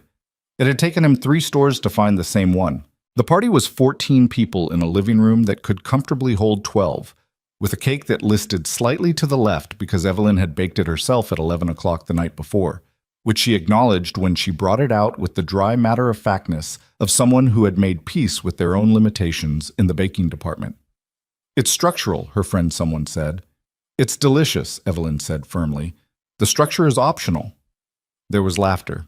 Real, easy laughter. The kind that happened in rooms where people actually knew and liked each other. And Damien sat on the edge of it and let himself be in it without performing membership he hadn't earned. Aurora sat in the middle of the floor with the cake in front of her and looked at the candle with the same profound philosophical concentration she brought to light sources generally, as though this particular small flame represented a problem worth solving. When Evelyn leaned down to help her blow it out, Aurora looked at her mother with an expression of absolute trust, complete and uncomplicated, the trust of a person who had only ever had one fixed point and had oriented to it completely. Damien watched Evelyn's face in that moment. He had loved her for 11 years, which was a fact that remained true regardless of everything that had happened, the same way a structural thing in a building remained true even after the building had been significantly altered. But the love he'd had for her when they were married had been, he understood now with the clarity of 2 years of difficult retrospective work, a love that had required her to fill the space that his own incapacity had left open, to be present when he wasn't, to care when he'd stopped noticing what needed care, to maintain the warmth of a shared life almost entirely on her own energy.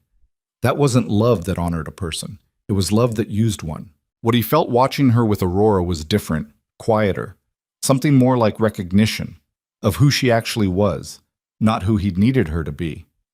Of the specific kind of strength it took to build what she'd built in the 18 months since he'd dismantled the life they'd shared, and to build it without bitterness, and to make room in it.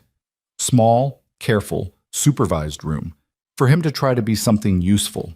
He didn't love her the same way anymore. He understood that the shape of what they were to each other now was different and probably permanent in its difference. What remained was something he didn't have a ready word for, a specific tenderness that was inseparable from the specific regret. And some days he couldn't tell them apart, and he'd stopped trying. After the cake, Aurora migrated across the room with the effortful determination of someone who had been walking for approximately 3 weeks and was still negotiating the terms of the relationship between herself and gravity. She found Damien's legs and grabbed them for stability, looked up at him and said with complete conviction, "Da." The room went a little quiet. He looked at Evelyn across the room. She was watching with an expression he couldn't entirely read, not distress, not approval, something in between that was mostly just honest. She gave him a small nod. Just the one. He reached down and picked Aurora up. She grabbed his nose with one hand and held on with an authority that made several adults in the room laugh, and he sat there with her weight in his arms and her hand on his face and thought about how strange it was that the most solid thing in his life right now was a 1-year-old who couldn't yet reliably identify which direction was up. "Hi," he said to her. "Da," she said again, with the comfortable repetition of someone who had found a word that worked and intended to use it thoroughly. He held her and didn't say anything else and let the room continue happening around him. The monitoring period ran its 3 years. Catherine Lowe ran Cross Capital Group with a steady, precise competence that made the remediation period look less like a punishment and more like a structural correction that should have happened a decade earlier. The court-appointed monitor filed quarterly reports. The compliance framework was rebuilt from the foundation up. 2 of the original board members resigned, Gerald Marsh among them, citing age, which was the dignified version of the truth. New appointments came in who understood that the company's survival depended on operating inside lines that were actually where the lines were, not where it was convenient to imagine them. Damien showed up as non-executive chair when he was useful and stayed out of the way when he wasn't. It turned out that staying out of the way was a skill, and like most skills, it required practice.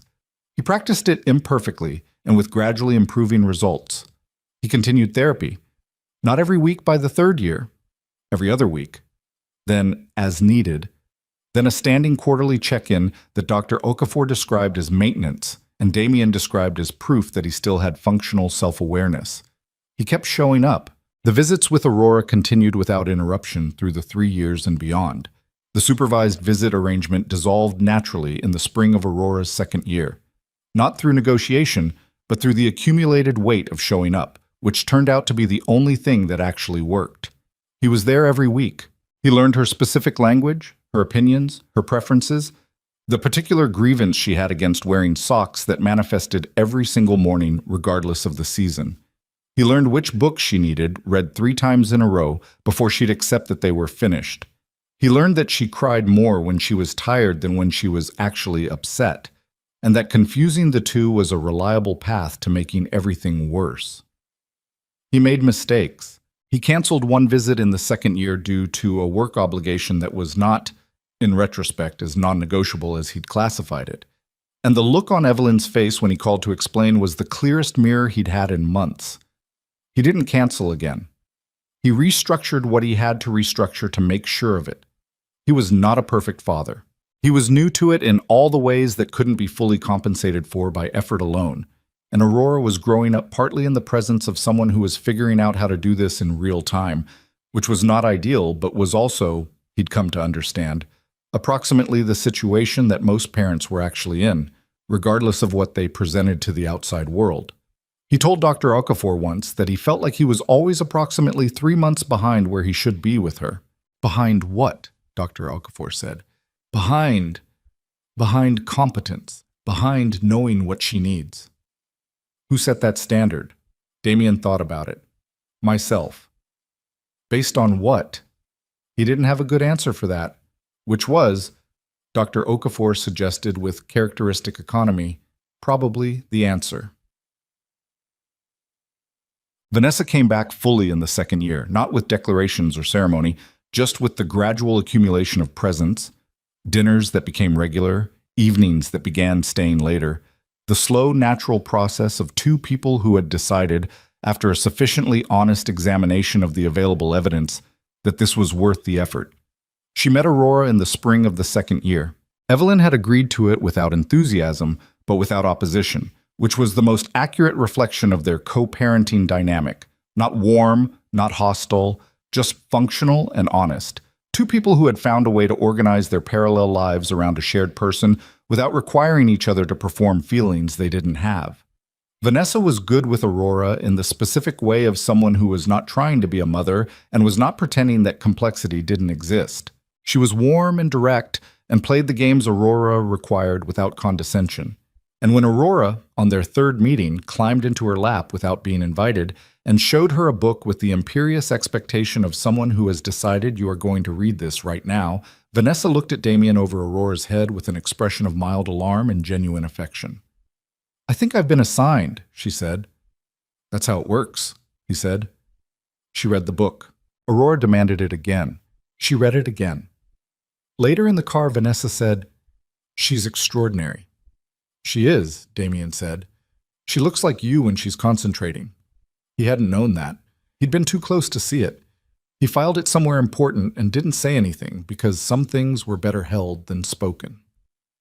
The monitoring period ended on a Thursday in March, 3 years and 4 months after the SEC findings, with a formal notification letter from the compliance monitor to the court that all remediation requirements had been met. Catherine Lowe called Damien before the letter was even formally delivered because she had a contact inside the process, and Catherine Lowe had contacts everywhere. It's done, she said. Clean bill. He was in a coffee shop 2 blocks from Aurora's preschool, having arrived 30 minutes early for pickup because he had that habit now. Building in margin, not cutting things close. He sat with his coffee and the morning light coming through the window and the noise of a normal room full of normal people, and let the news settle. The board will want to discuss reinstating you as CEO, Catherine said. I know. Do you want that? He thought about it. A real question, genuinely considered. 2 years ago, the answer would have been automatic. Yes, of course, without hesitation, because the position was the point and everything else was secondary. The fact that the question now required actual thought was information. I want to do whatever's right for the company, he said. If that's me, then yes. If it's you, then I want it to be you, with whatever support structure you need from me. A pause. That's a different answer than I expected. I know. I've been running this company for 3 years, Damien. I'm good at it. You're better than I was, he said. I mean that plainly. Catherine was quiet for a moment. Then let's have a real conversation with the board about what makes sense going forward. Not assumed, not automatic. Agreed. They had that conversation with the board the following week. It ran for 4 hours and included, for the first time in Damien's memory, an actual honest assessment of the company's leadership needs rather than a rubber stamp on whatever the founder's descendant wanted. The outcome was this. Catherine Lowe became the permanent CEO. Damien remained as non-executive chair with a defined and genuinely limited role. 2 new board members were added who had operational expertise rather than legacy relationships. It was, objectively, a diminishment of everything Damien had spent his life building toward. He went home that evening and sat in the chair by the window and looked at the river and felt something he identified after a few minutes of honest examination as relief. Not the relief of having escaped something, the relief of having put something down that had been too heavy for too long and finding out that your arms still worked. Tot. Aurora was 3.5 when she started asking why Daddy didn't live with her and Mama. Evelyn called him the evening it happened, which was itself a marker of how far the co-parenting architecture had come. She called because she thought he should know, and he answered because he always answered her calls now. She asked at dinner, Evelyn said. I told her that sometimes mamas and daddies live in different houses, but they both love her the same amount. She seemed to accept it. But I wanted you to know, so we're saying the same things. What did she say after? She asked if you could come over more. He was quiet for a moment. I told her I'd ask you, Evelyn said. I can come over more, he said. Damien. Her voice had the particular quality it had when she was being careful about something. I don't want to create an arrangement that gives Aurora the impression that things between us are something other than what they are. She's old enough to start forming ideas about how things work. I understand. Do you? Because I need you to be honest about your motivation here. Is it about what Aurora needs, or is it about something else? He sat with the question. It was the kind of question he'd spent years either dodging or answering with the version that sounded best. He'd been working on giving it the version that was truest. Both, probably, he said. I'm not going to pretend there isn't something in me that misses the version of life that included you in it more directly. But I know that's mine to manage, not yours to accommodate. What I want, when I answer Aurora's question honestly, is to be in her daily life more than I currently am. That's real, and it's separate. A long pause. Okay, Evelyn said. Then let's talk about what more actually looks like. They talked for another hour. It was not an easy conversation.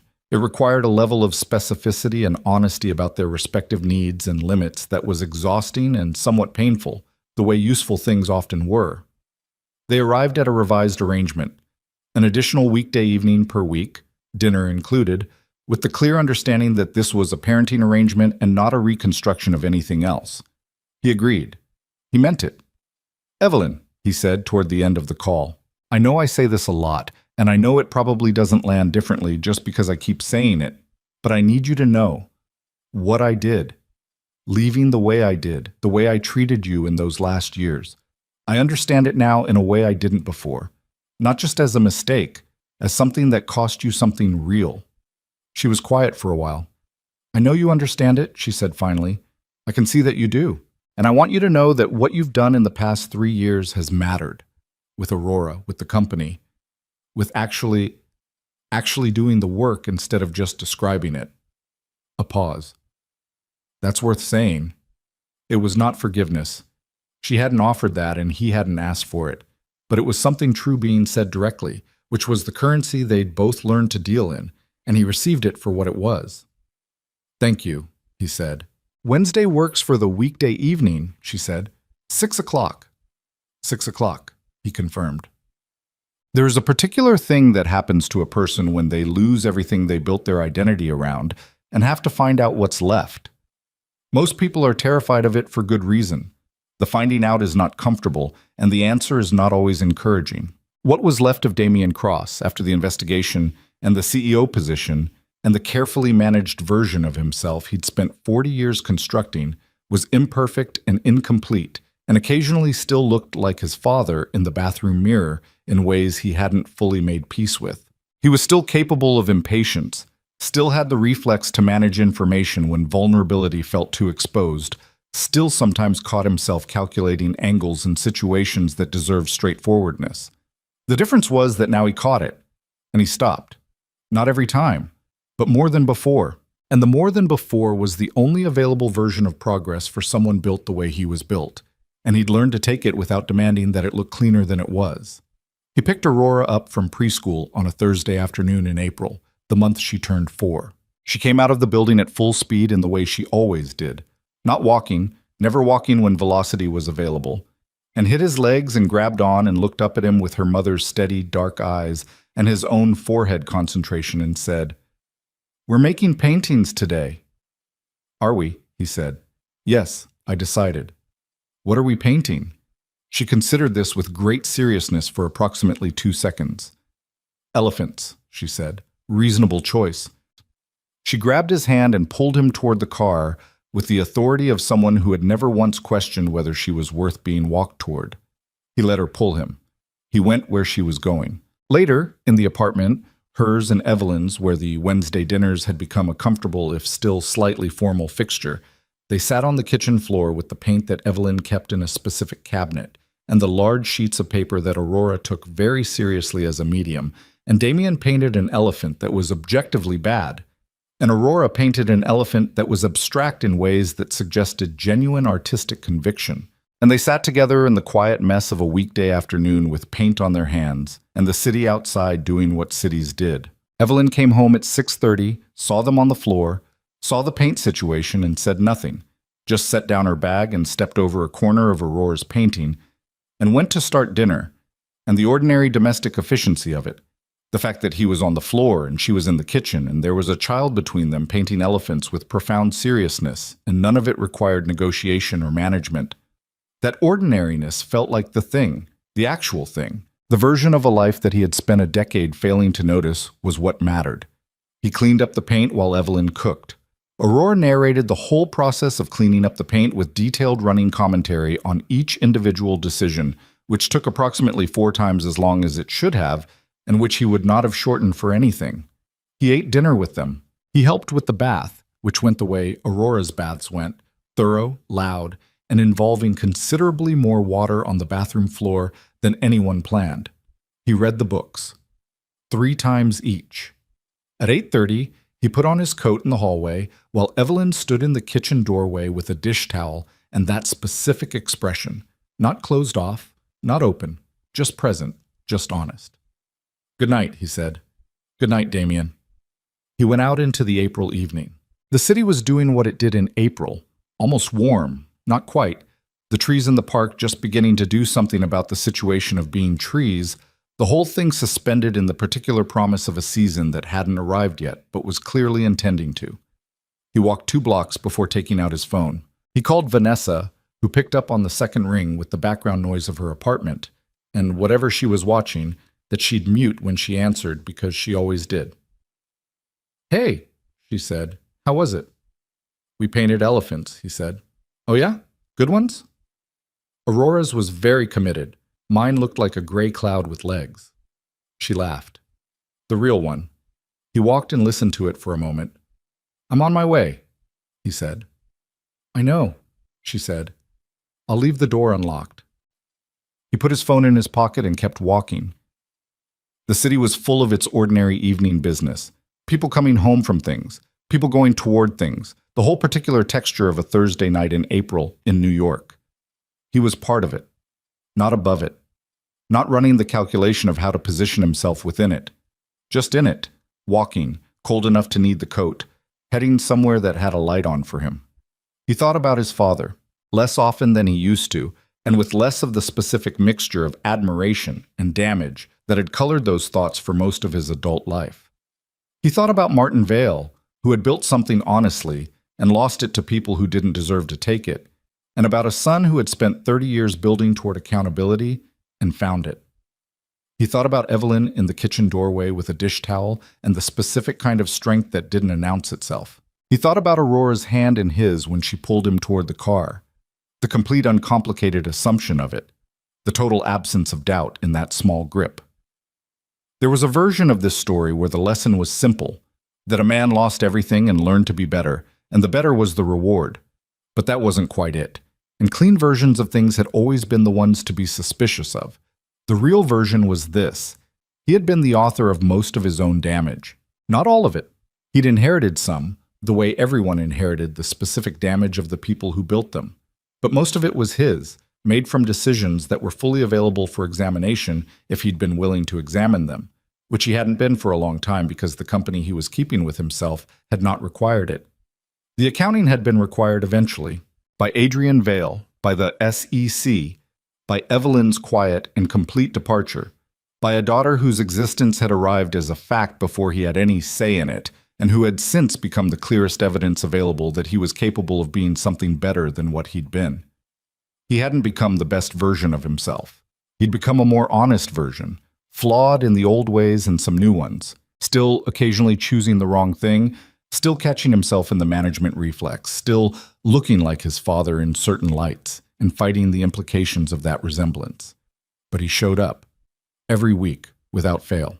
He had learned to hold a small person correctly and to read the same book 4 consecutive times, and to clean up paint from a kitchen floor on a Thursday evening, and to call it a good day, because it was the kind of ordinary that he had once looked straight at without seeing.